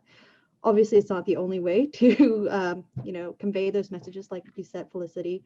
And sometimes the symbols aren't perfect. like the pussy hat wasn't perfect, the 8-foot blanket wasn't perfect, but yeah, I do think they can be really powerful physical manifestations of domesticity into a public space, making, you know, almost a confrontational experience. Before we move on, oh yeah, go ahead. Can I just say one more thing? And I think sometimes the non-threatening nature of craft can make it seem like the deployment of craft is a kind of like respectability politics, which is generally a bad thing. But when I look at the work of, say, like Erica Chenoweth on protest and nonviolence, sometimes doing a respectable, de-escalating kind of a thing actually gets you what you want in the long run. Well, then actually, before we move on to the next question, that's a nice segue. I want to ask the same question of Sarah Trail, because in a way, you know, Sarah Trail, your work with the Social Justice Sewing Academy is double activist, because, you know, you're as you just said a few minutes ago, you're going into schools where arts funding has been cut. So that's activism level 1. Activism, you know, next step up on the ladder is making these quilts. And I guess activism, you know, yet another step up on the ladder are the messages of the quilts and the partnerships, community partnerships that result. So Sarah Trail, I want to ask the same question to you. Can craft as activism actually move the needle forward on social progress, or is it really just more commentary? Yeah, no, I definitely wouldn't say it would just be commentary. Agreeing with everyone else, I also would just, you know, want to say, like, I think sometimes it's more than just the craft. Sometimes it's more than just making the art. It's more than just having your voice heard. But sometimes it's giving, for example, if kids are making art in a Oakland high school on how there's no, you know, fresh fruit stands and food stands in their local grocery stores. And sometimes it's more than just making art about it and having that issue heard, but it's like, all right, let's see what we can do to crowdsource to get funding for you guys to build your own community garden. Sometimes when kids are talking about, like, you know, homeless women in our area, they need tampons and pads and hygiene kits. It's more than just saying, hey, it's more than just bringing awareness to the problem. Sometimes it's like, even if it's just grassroots in the local community that it's coming from, sometimes it's like, all right, well, let's do it. Let's do a fundraiser. Let's have an art exhibition. Let's ask for donations. Let's ask people to just bring pads and tampons themselves. Let's sort the kits. Let's do it. I think more than, like, I think for SJSA, at least in our model and theory of change, is like art moves empathy. Art like stirs the heart, and then let's get started on the action, because it doesn't just end with the art. And so it's really about bringing awareness to the issue to get support, whether that's adult support, whether that's monetary support, whether that's physical goods and services being donated, but really to give young people the power to, like, do something about it. It's hard to do stuff without any support. So I think art is really kind of like, art moves the hearts, and then other people will care, and then we can collectively then begin to do something. Thank you. That I could just add, I think what Sarah is perfectly describing is how, and if we think about activism in a broader sense, more as a participation in democracy and that kind of everyday action that leads to change making. I think what you're describing, Sarah, is so great in that it creates the opportunity to engage in something creative and fun, creates a space where we can have these complex conversations and then have the realizations that we've connected with like-minded people who care about similar stuff, and we can collectively use our resources and skills in order to mobilize in other ways that we might not have thought of. But the original way to bring people together was that kind of safe crafted space. Thank you. So, you know, I see in the chat, Heather Powers is referencing the work of artist Fletcher Williams III. I think Felicity Lufkin put into the chat earlier a link to an installation really connecting to George Floyd, which brings me to our next question. And, you know, this question is up for grabs, whoever feels like they would like to go first. The question is, what role does craft play in response to violence against Black people and communities of color?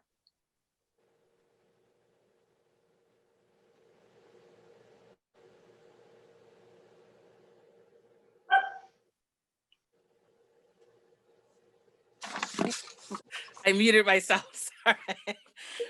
You know, I want to mention an organization within the crafting community, the knitting community. It's called the Yarn Mission.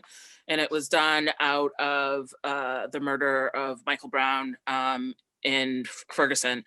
And when I think about crafting and the response to particularly the Black community, the murders of our Black men and women, it really, we talk about crafting, going back to the idea that crafting has been a luxury for white women for a very, very long time, and that people of color are actually in Central and South America and Africa. If you think about enslaved Africans in the United States, we have been at as a need of not only necessity, but we were forced to work and labor to produce goods. And over the time, generationally, it has shifted for us as a form of leisure as well, and still a form of necessity.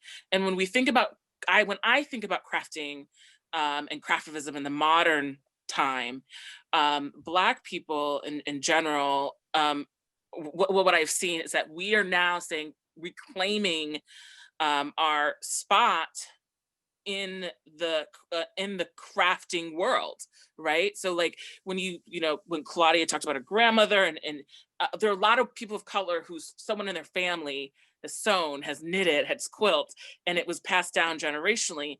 And we're using those skills to create conversations around issues that are affecting us. So the Yarn Mission, they are, promote pro-Black businesses, they promote pro-Blackness as a whole, but also anyone can go to different, I think they're in like 3 or 4 different cities now. I know they're in Missouri, that you can go sit at a cafe with that chapter and have a conversation about issues that are affecting the Black community. And you bring your knitting, you bring your craft. They're led by Black women and men who are engaged in that conversation. So I feel that we are just starting to see more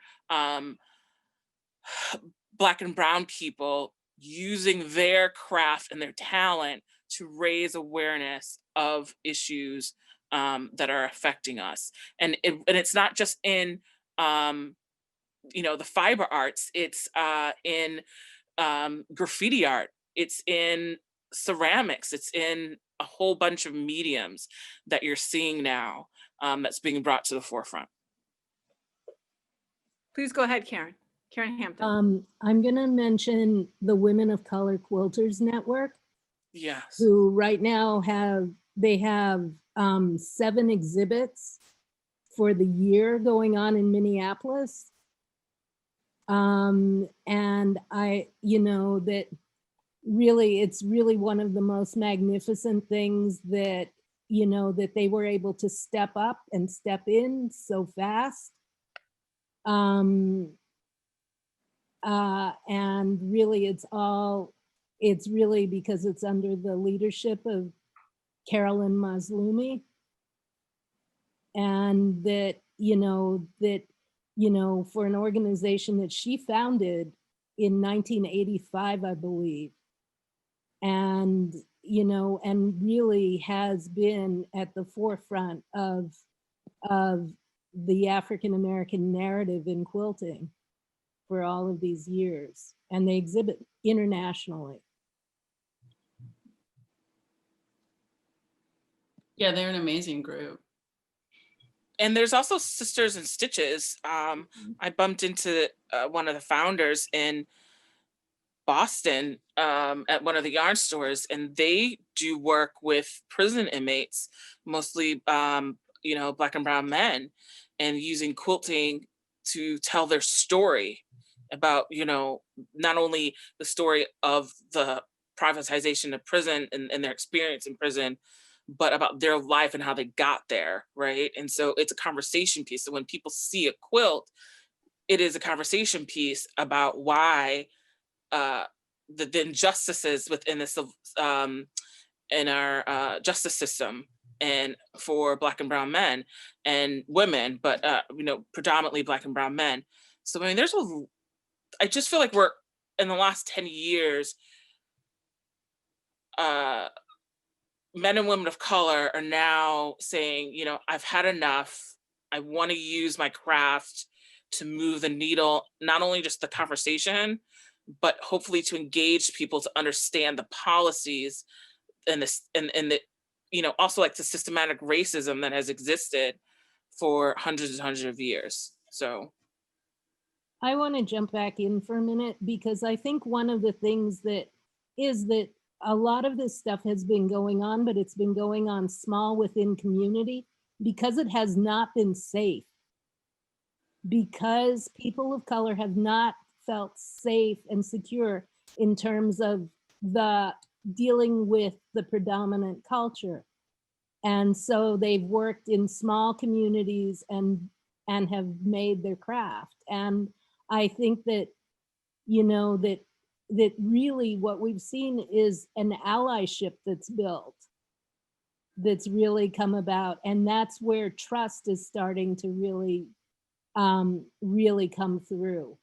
And I think that's why we're starting to see and hear more in the general sphere. Yeah, and I think there are always problems with like historical erasure, like communities come forward and then they get kind of pushed back down again, and they know what they're doing, but in terms of a broader, like a nationwide conversation. And I think, you know, I think the quilts coming out of Gee's Bend, or the Gee's Bend community in quilting, is kind of a really interesting example of that.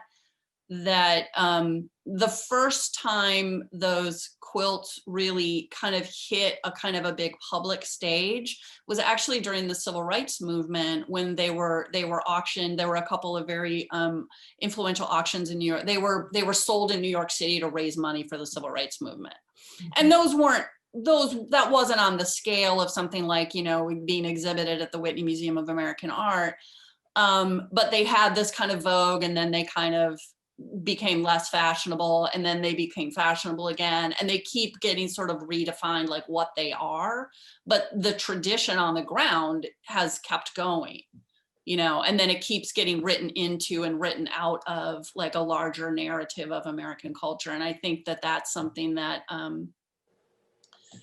you know, people are struggling with, like, how do we really tell the story of American, like, quilt making, for example, and make it really be as inclusive as it should be.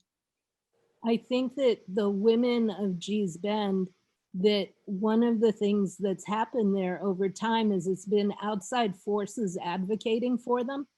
And it's like they've finally, you know, at this point, they've had the successes that have allowed them to become their own advocates. And that is really different when you're looking at voice. Yeah. And it's been like a really, really long process. Mm-hmm. Yeah. I'd like to ask one more question before, you know, opening it up to the chat. Excuse me. And so, and here's the question. And I guess I'll ask Tal Fitzpatrick. I'll put you on the spot first. So in my talk that I gave a few minutes ago, I spoke about craft activism as self-insertion. One is a member of the, you know, whether one is considers oneself to be an inside member of the group or not. So what do we need to do to be careful when engaging in craft activist work in different? Yeah, I think that's like a really important question that we need to reflect on in a much broader context, not just in the context of our crafting and the way we think about our activism, but the way that we do allyship in day-to-day life. And I think that there's a really important level of consciousness raising going on at the moment. I feel this, you know, coming out of the States, I have to say, the past 4 years have been a lot to watch from a distance, but there's, you know, particularly, you know, Instagram is where my kind of craft community sits, particularly now we're in a pandemic, and there's been so much rich knowledge and kind of truth to power being shared at the moment. So for me, it's to listen, and the thing that I think is most important is to take responsibility and learn to apologize and admit you're wrong when you've made a mistake, and try again and try to rectify that. Learn how to say sorry properly, I think, is really important. But yeah, for me, it's all about like listening, and not preemptively acting or making any assumptions. It's about opening communications with the communities that you're trying to work with or support. Yeah, it's definitely, don't ever speak for others, but that's all stuff that I'm like taking in from the people who are doing this consciousness raising work. So I think, yeah, engage in that. I would like to ask the same question of Claudia Carpenter. You know, if we think about self-insertion and doing craft work, what do we need to be careful of when we engage in this work? So I consider myself a baby craftivist. I really do, because I think that I've been making art, like I said, always exploring the inner workings of my mind. But now that I'm in the fiber community and, you know, going back to the Pussyhat movement, when I had friends just telling me to crochet these hats, and I'm like, okay, I can crochet 25 hats, right? But not really at the beginning understanding why don't you just buy a pink hat, right? So I think for me, it's like I have to as well take a step back and ask the questions and listen to and do my own research to come to where does my crocheting, where do I fit in the bigger group, right? Because I also don't feel like I can just go into a space, especially in an Instagram space, and just start spewing, you know, opinions and information that might not fit into the context of that particular post. I've seen so many posts on Instagram blow up that way and just get taken, almost hijacked, go in the wrong direction because of that. And so I'm, as a baby craftivist, I'm a listener right now, you know, and I craft and I listened, and so I observed that in that way. I'd love to just add to that one of the things that I've been trying to integrate into my practice is actually giving space over. I think one of the most important things we can do for people like myself who have quite a bit of privilege, being white, being young, being well-educated, whatever, is to actually use my space and use my platform whenever I can to center the voices of others and let them speak in their own words, which is, for example, why a lot of my projects have nothing to do with my voice at all. They're entirely about creating spaces for other people to share in their own experiences without me filtering that in any way. I'd like to echo that as well. Yeah, working with contemporary Native and Indigenous artists and acting as the curator of this and other shows, being very careful not to be speaking for them, not to be speaking for their work, but be acting as more of a conduit, which is a term that Karen Kramer has used, curator at the Peabody Essex, which I think is a very nuanced way of approaching that role. And I would add to that as well, those of us that are educators, professors, teachers, I think have a role in imparting that kind of sensitivity to our students as well, particularly students who are not Black, Indigenous, or coming from communities of color. That, you know, if I've taught a class on Native American art before, and I had students majoring in textiles that wanted to, you know, how do I make a Navajo blanket? You know, I had ceramic students saying, how do I make Pueblo pottery, and having to sort of explain that line between appreciation and appropriation, which is so complicated, but really imparting to those students that there's this long sort of cultural tradition that you can't just co-opt if you're not a member of that community. And I think that's a really important discussion to be had in terms of craft and craft activism and conversations we have about Indigenous craft. I want to just chime in and say that as most of us who are on the panel or even in the audience listening a lot of us, the crafting community is on Instagram, and we had conversations since January of 2019 that have been, I would say it was at a tipping point, given what was happening politically, but also what we were seeing was happening in the crafting community. And I have said that it is definitely very important to listen, but there comes a point where when you're listening, you're learning. And then when you're learning, you're implementing. And when you're implementing, you're supporting marginalized people or, just BIPOC people and the work that they're doing.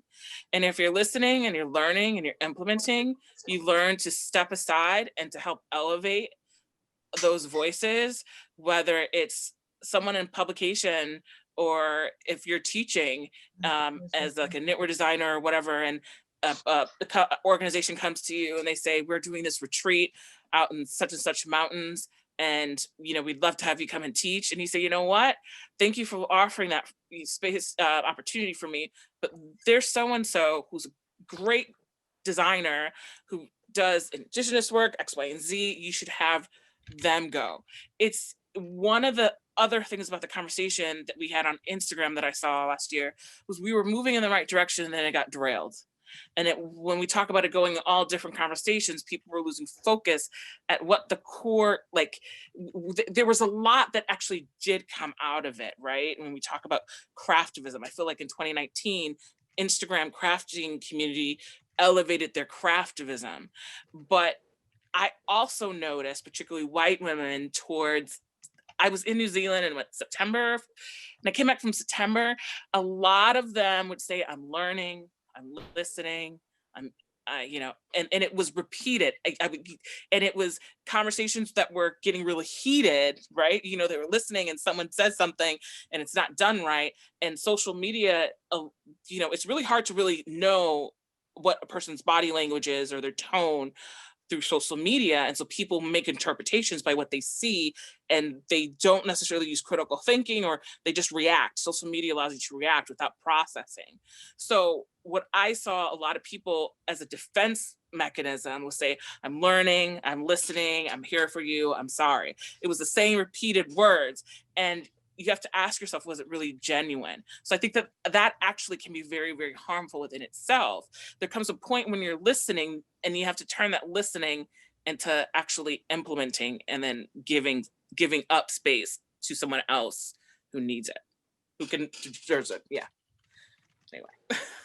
So that's a nice pitch to where we're heading next. But before I say that, I'd like to invite our participants, if you feel so moved, now would be a great time to put some questions in the chat for our panelists.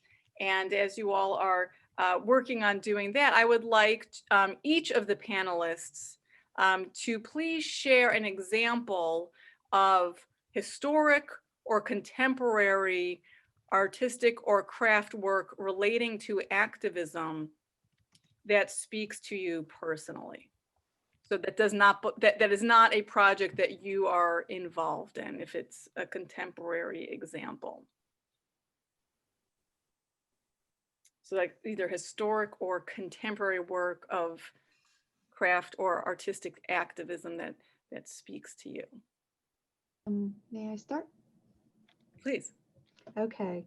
One thing that I wasn't personally involved in, but there was a movement in South Korea a couple of years ago, which is where I'm from, where in response to some new revelations being made about the use of sex slaves and other abuses during the Japanese occupation, there were craft movements that highlighted these statues in front of Japanese embassies around the world, where people would clothe them. And in response to the threats of these statues being demolished, people were clothing them in tents as well. And they had 24/7 guards with these statues. So that was particularly very moving to me, having a history of Japanese colonialism in my country and in my family. And yeah, so that was a personally meaningful example of craftivism. I have an example. It doesn't directly involve textiles, and I'm kind of doing a plug for somebody who was generous enough to come and speak to my class about the work. That recently in Minneapolis, in a park on the river called Boom Island, there was constructed like the first memorial to survivors of sexual violence. And it's a thing with then the mosaics, the mosaic artist Lori Green, who has a studio in St. Paul, came and spoke to my class. And she moved from originally working in textiles to working in mosaics, and had some really interesting things to say about that. But also, so that was really great, but also just, I haven't been able to see the memorial in person, unfortunately, but I find that is a project that I find is really resonant for me right now.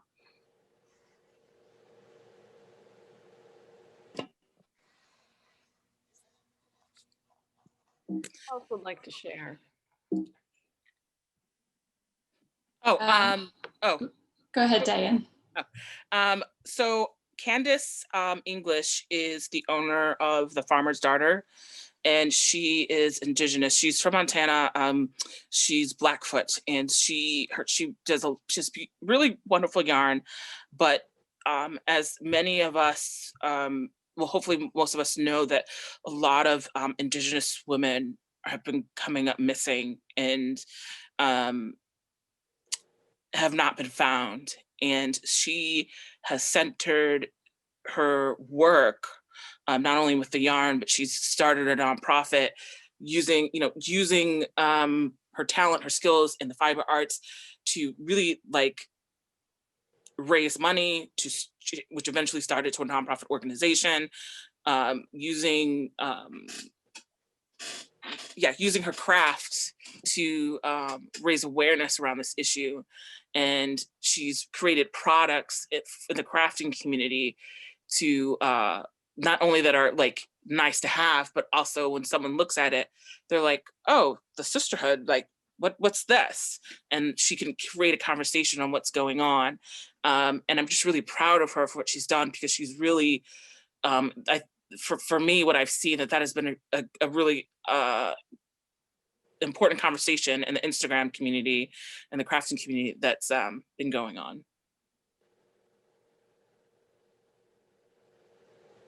Wow.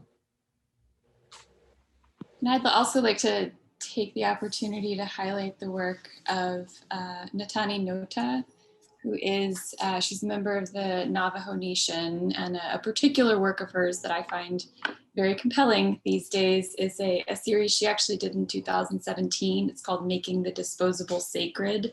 And it's a series of, they're sort of dust masks that she had in her studio. And she used seed beads to bead along these felt masks. I'll put a link to this in the chat here momentarily. And it was made in response to the events at Standing Rock, the Dakota Access Pipeline, which is a fight that is far from over, although it is not in the news as much these days, because she saw protesters and water protectors wearing those masks to shield themselves against pepper spray that was being used against them. And it's this piece that really speaks to her solidarity with the people, fighting on the front lines there, that she couldn't be there in person, but felt a strong solidarity with. And I think there's a kind of cathartic aspect to the beading process as well, and the importance of that matrilineal tradition for her. And now she has spoken of this work in recent months about how these masks, beaded masks, have taken on a new sort of level of significance here in the middle of the COVID crisis, during which so many Indigenous communities have been affected disproportionately, and the Navajo Nation has in particular been really struggling. So now these masks have taken on this new sort of cadence. I'm going to address a historic event that kind of, it is both craft and industry. And it goes back in time to Sojourner Truth and her involvement in having a weaving mill in the Berkshires in Massachusetts. and weaving silk to help fund the abolitionist movement?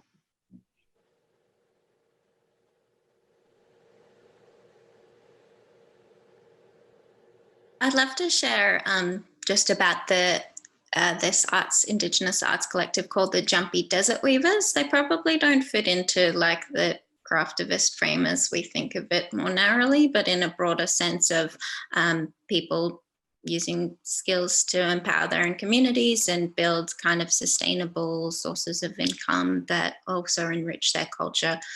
Yeah, the Jumpy Desert Weavers are an amazing group of artists who use traditional weaving techniques to kind of tell cultural stories and also support their communities. And anytime I talk about Craftivism, I also just shout out to the Social Justice Sewing Academy because they're amazing. So I want to give them a shout out too, even though you can do that yourself, Sarah. So a few questions have come up in the chat by Patricia Fowler, Michelle Fisher, and Jennifer Cray regarding gender and craft-based action. So for instance, Jennifer Cray writes, do any of the panelists have any experience or ideas about building support for crafting amongst male identifying individuals who are resistant due to the societal norm of it being viewed as traditionally female activity? I could share my experience. And let's just say we've done workshops in juvenile halls with kids, with gang involved kids, with a lot of kids who, like, when you come in, you're like, hey, they hear the word Social Justice Sewing Academy. And I think they're like, it's initial turn off of like, I don't want to sew, that's for grandmas, et cetera, et cetera.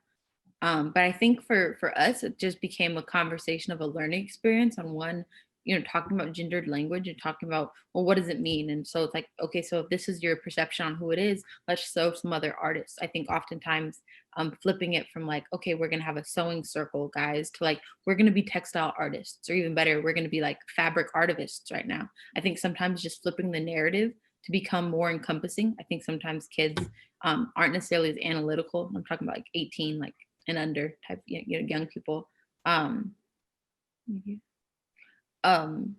would just say, like, in general, sometimes just having that conversation, but really kind of moving it into a learning moment of like, well, why do you think it's, associated with this? Well, who's told you that? Well, what's reinforced it? Well, let's actually look on a global scale, who are some of the leading designers, who are some of the, Zach Posen, like we can look at Project Runway, we can talk about so many different, I think sometimes just having a conversation and not trying to like, necessarily change them on the spot, but understand like you have a really myopic view. You're looking from like this with like, like a binoculars on, and it's like, just, widen your lens.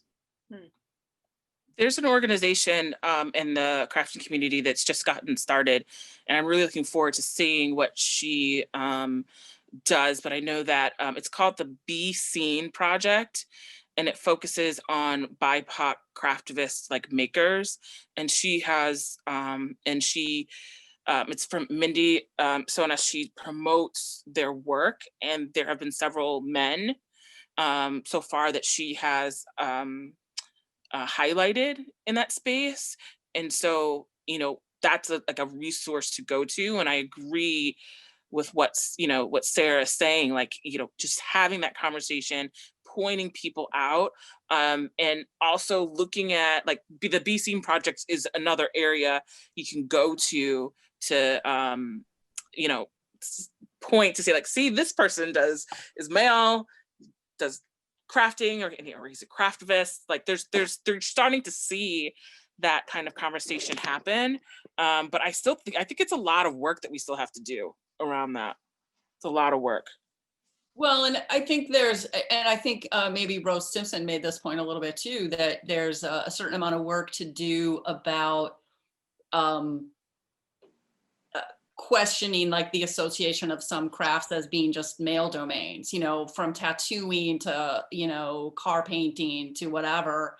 A lot of times like women can do all that stuff too, and often do, and do they get the equal amount of attention? So this isn't just like, it never occurred to guys to do this stuff. I mean, that we are talking about disrupting systems of power here. I low-key want to add that I kind of like that there's an inherent bias within many craft practices towards women, because there's so many spaces politically in particular, if we're talking about activism, that are the other way and are inherently biased towards men, that I love that it's a space where women feel more comfortable and confident, and there's like a majority of women and non-gender conforming, queer people who feel like they have more ownership and more of a voice in that space. I kind of like that there's a space where that exists, and I think that's useful in some ways. That's terrific. Well, thank you so much. I mean, whoops, we're about a few minutes past time. So now we are in the official, Q&A period. So I think at this time, I'm going to turn it back over to Leila Cartier and Elizabeth Agro. And I think we might get a few more questions from our participants. I'll just make a comment. So that concludes the presentation portion, and we should give a virtual round of applause. I'll clap for all of you out loud. Thank you so much. That was really amazing. We're going to keep the Q&A just going. If there's any other questions that from this portion or earlier that we want to ask our presenters, this is the time. We'll give it a few minutes and then I'll make concluding remarks. Let's see. There are, I might read a few of them. Let's see. I'll point everyone to Michelle Fisher. Thank you, Michelle. Is it fair to say that craft activism is a space that is heavily non-male because it is a place that protests systems of power that are male dominant? Great question. As a museum curator, which she is at Boston, I'm interested in how this work does or does not show up there, because museums and museum collections are still heavily male. Very true. Anyone would like in the panel or like to respond to that? Or just nod your head that you agree?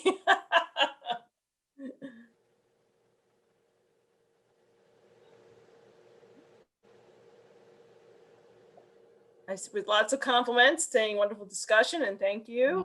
I'm just thinking about Michael's question. That's fine. I'm pausing while I'll do that while you think. Yeah,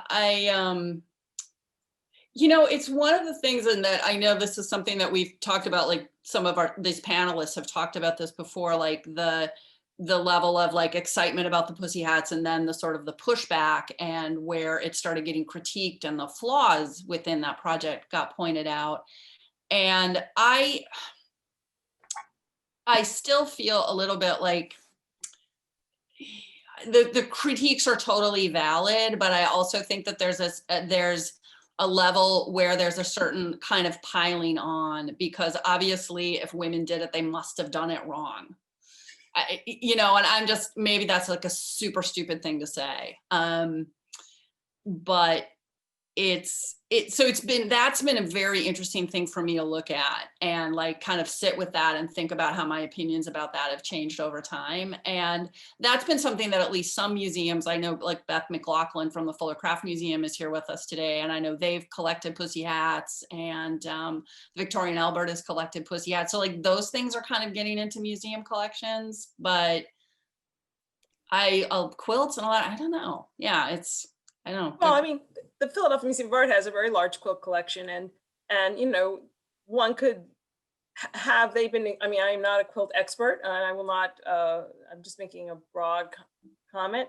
I mean, have they been explored to think about sort of activism and political? Probably likely in those communities, but I mean, have we seen that in major exhibitions? I'm not sure that we have. That's something that could be interesting. Those PhD students out there are looking for dissertation topics.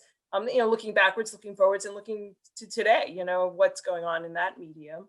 I think it's really a question for curators at that point, because the work is being made and people are using these practices to talk about the things that are really important to them and happening in their communities.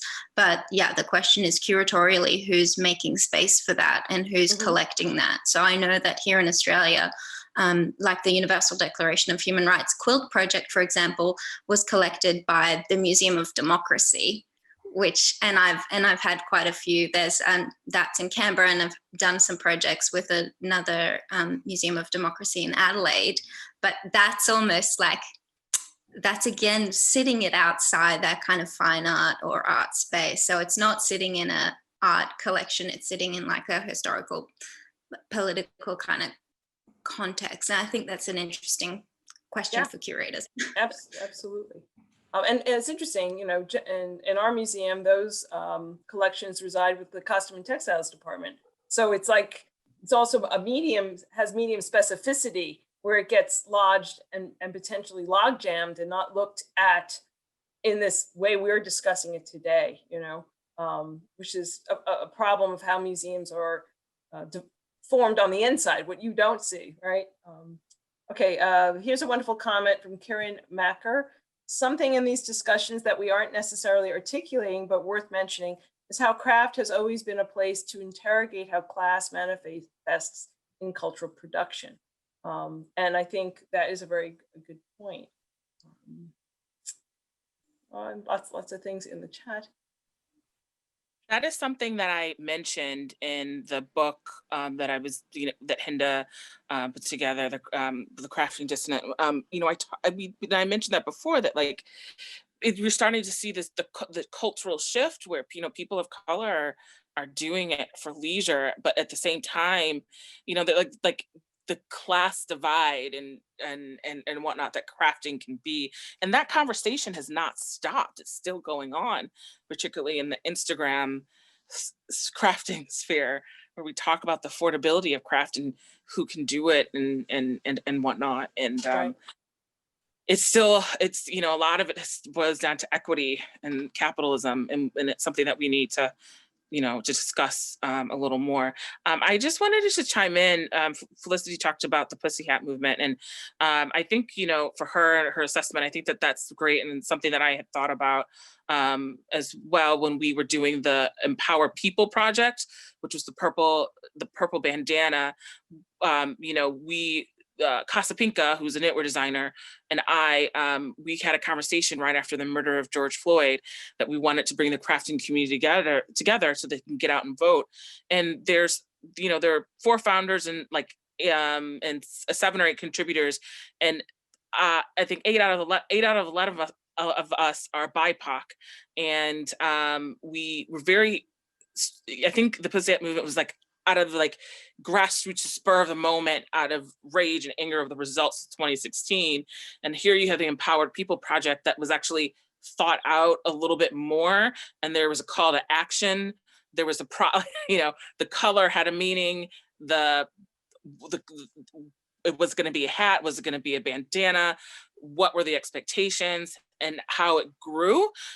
When we go on Instagram now and see how thousands of people have done it, and now the color purple has been a real big symbol for this year's, I think, election, also says something to that. So. Well said. There have been lots of comments in the chat about the link of gender to fiber and textile-based work. And Nava Milliken, our director of the Center for Art and Wood, she comments that these distinctions do specifically apply to textiles. However, a broader look at other material-based and craft-based traditions might yield a very different discussion. And she will be in our November 6th presentation. So she looks forward to having a chance to further complicate thinking about overlaps between social practice, activism, and craft. So I hope you all out there will join us again next Friday when she will give her presentation. Let's see, trying to keep up with all the comments. There's been a lot of wonderful things. Well, anyway, Can I make a comment? Please. About some of the commenters are talking about class, and I do want to revisit the issue of class and how tricky and sticky it is with the threads of, you know, capitalist culture, neoliberal culture, but also, you know, you want to support indie dyers. You know, of course, we have an indie dyer and a business manager here on in this forum. It's expensive to do that work. But on the flip side, you can go to Michael's and buy a skein of acrylic yarn, which is not good for the environment, for $3.99 on sale. And so it's just this, I feel like it's a tricky web of wanting to support, you know, independent, businesses, women-owned businesses, and then the system that we're up against that, if not diminishing that work, certainly makes it much easier and more accessible to buy mass-produced work that is, you know, leading to textile waste and killing our planet. So, you know, it's, you know, the issue of access, but the more artistic production of yarn, I think is a really tricky one. I think we. If I may add to that, I'm sorry. You go. Oh, okay. Yeah, I think classes definitely, like Diane mentioned, it's still being talked about a lot on Instagram. I think another thing that we have to take into account, especially in handmaking communities, is representation in terms of size, right? Poverty and body size are closely linked. And, you know, when we see the same images of thin white women modeling clothing that is made from artisanal yarn, obviously there is an artistic and labor component to indie dyed yarns, and makers should be compensated fairly, but I think it all just boils down to representation and normalization of different entry points in terms of budget and size, and etc. I say that as a person with relative thin privilege, but I have talked with a lot of my larger friends who do feel like they are being pushed out of a market where you know, they've used to be a strong member of the community for necessity reasons, right? I'd also like to add, though, that we are seeing movement in a positive way in the sense that some dyers now will offer discounts in terms of if you're, you know, if you need a sweater's quantity, and perhaps, you know, at the thinner size you might need 6 balls of yarn, but at the other end of the scale you might need 12 or more. And so I think that the conversations that happen on Instagram have moved that in a positive way, because we are seeing not just dyers, but designers as well, design in more size inclusive patterns. It's no longer small through large. Now it's like 5X. And so that is also, I think, opening up a bigger range of possibilities for all crafters. And if I just want to add a little bit too here is like thinking about labor a lot more broadly. And I think the example of the recent, there's been a lot of great work among like people who quilt or have sewing machines and huge fabric stashes when masks were simply not available in stores. You know, there's these great projects. Like here we have the Boston Area Mask Initiative that had coordinated the making and distribution of masks to nonprofits, prisons, schools, grocery store workers, like whatever, whoever needed a mask. And then it's like, yay, we're, you know, mask makers, yay. Well, and now people are still making masks, but it's like you can get a pack of masks, at Old Navy for like, you can get like 7 masks for $5 or something. Somebody's still sewing those masks. And are they being treated as like heroes? And I'm basing this on, this is an article by what is her name? Min Fan, I think. So this is, people are starting to write about this. And so it's something that I'm thinking about kind of relative to activism, is this question of whose work gets celebrated, whose work is important. And that even, you know, so that these are very complicated, really deep-seated problems that we have. I really like that, Felicity. That's really great. We need to wrap this up. I'm so sorry, but I love what you just said, and I think that's a really great place to put a pin in our conversation. So in my remarks are, you know, thank you everyone. Thank you for our speakers and our participants, and for everyone that has joined us today. We've truly enjoyed spending this afternoon with all of you. Please remember to visit the Philadelphia Museum of Art. We are open and also online, and we, you know, as well as craftnowphila.org to learn more about their work and advocacy. I hope to see you at more of our upcoming programs that continue next week. You know, in the spirit of Halloween, I'm going to put my hat on, and I'm going to invoke Linda, the Good Witch of the North, and wave my magic wand over all of you. Please be safe, healthy, and in these next week or so, challenging days that are ahead, to know your mind and heart, and most of all, have courage. And now I'd like to invite everyone to unmute themselves for a minute and say hello to our presenters and to the audience, and just ask, let's just have a moment of being rambunctious. And Layla, I don't know if you want to say another moment of farewell. Thank you everyone so much for being here. The presentations this afternoon were absolutely outstanding and exceeded my expectations. Everyone, thank you so much. Please join us again next Friday. We wish you well between now and then, and I invite all of you to say hello to our presenters and each other. Thank you, everyone. Hi, everybody. Thank you. It was incredible. It was Thank great. Wonderful. Thank you. Thank you. Thank you. Fabulous. Very Thank you so interesting. much. Thank you. So interesting. Thank you. Very rich. My host has has disabled my video. Right. Hi, Helen. How are you? Hi, Helen. My host has disabled my video. You Layla? should be able to turn it back on. Helen. Hi, who is it? I'm in Helen, the dark. we just asked you to start your video again. Okay, how do I do that? I don't know. You should get a pop-up that I think says, I'll weave it instead. okay. Thanks My for joining grandmother, us. my grandmother was a quilt maker in Boston, and she made a quilt from 1903 to 1916 or 17 that was an award winner. And they had embroidery and quilting societies in Feline's basement in Boston, where women congregated and they made wonderful things together. They even dyed their own silks by boiling onions and pulling morning glories through a mortar and pestle. It's really interesting if we go back into that history. We forget how essential working with textiles was to the female community at that time. Do you know why they chose the Filene's basement? I mean, Yes, I do.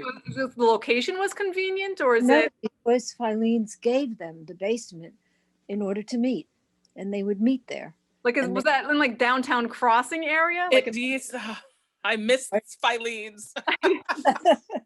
Was it still on downtown crossing, or did it move? Or was it another location? It was, this is 1903. 1903, 1910, 1920. It was the old Filene's basement. Did Filene sell fabric back then? I wonder, I'm sorry to be cynical. I'm looking into the, yeah. I have no idea if they sold fabric. Like how Filene's sold yarn. But I do know that many of the silks came from the Boston tie factory, which gave them remnants. That I do know, because I remember my grandmother telling me that, and she's been dead since 1953, but I do remember her telling me that they came from the Boston tie silk factory. You have to remember then that as a young single woman, or any woman, of what you were allowed to do and where you could go by yourself. And it was respectable and allowed to go out to meet a group of women to sew. So that was the way they could escape and have a social life. And who knows what was discussed there in the private dark basement of, or probably not dark, but it gave them the freedom. I don't agree with the fact that they came together to escape. Well, maybe not escape, but there was no way they could go just walk by themselves and go have a coffee or a drink somewhere. But they could also use their homes at that time. They could use their dining room. I think there was a sense of congregation, of being together, of having a congregation, of being able to talk to the people, of being able to unload your feelings privately. You know, I think that it was a kind of psychiatric experience. And away from home family. If you had it at home, you probably would have had a mother-in-law or a mother or other people around in your circle. It just, but people, there's not a lot of place to be alone. People in my generation and in the generation before me also congregated at home for book readings, for literature, for singing, for needlework, for mending, for all sorts of, for cooking. You know, it was a natural part of our lives. I don't think it was a matter of escape. I think it was a matter of the female having a very different place in society at that time, not in the working society. And this was a way of communicating, of sharing, of growing. And But you know, Helen, a lot of the people who worked at Filene's were in fact women. So right. It's not all women. That's Right. got a very strong class dimension too. No, that is absolutely true. And I have a photograph, not just of Filene's, but I have a photograph of a department store in Worms, Germany, from late 19th century and the early 20th century, in which women were a very important part of the sales force. And they were dressed up. They were really dressed up. The history of department stores is really amazing. They were really like third spaces before the term was in use. Right. They had art exhibits. There was a ton of stuff going on in department stores back in the day. Right. Yeah, and of course, they started by being called yard goods stores in the early 19th century. So they did, in fact, sell cloth, and fabric. As a former buyer at a Pittsburgh department store in a building going back to 1850, it was delightful and a very, very interesting history of department stores. Which were, as I said, they started out being called yard goods stores. So very, very tied to fabric and production in the early years. But aside from fabric, it was the department stores in Tokyo that hosted the first exhibitions of American metalsmiths. Yes, absolutely. And they were, avenues for display. And being a former, metals and crystal buyer, the displays in the department stores, were an incredible part of the visual experience. Right. And very akin to galleries, as they continue to be in the 30s, as as housewares and departments were established with highly designed goods, Right. Production goods as well as crafts. So an Right. integral part of the American craft movement as well.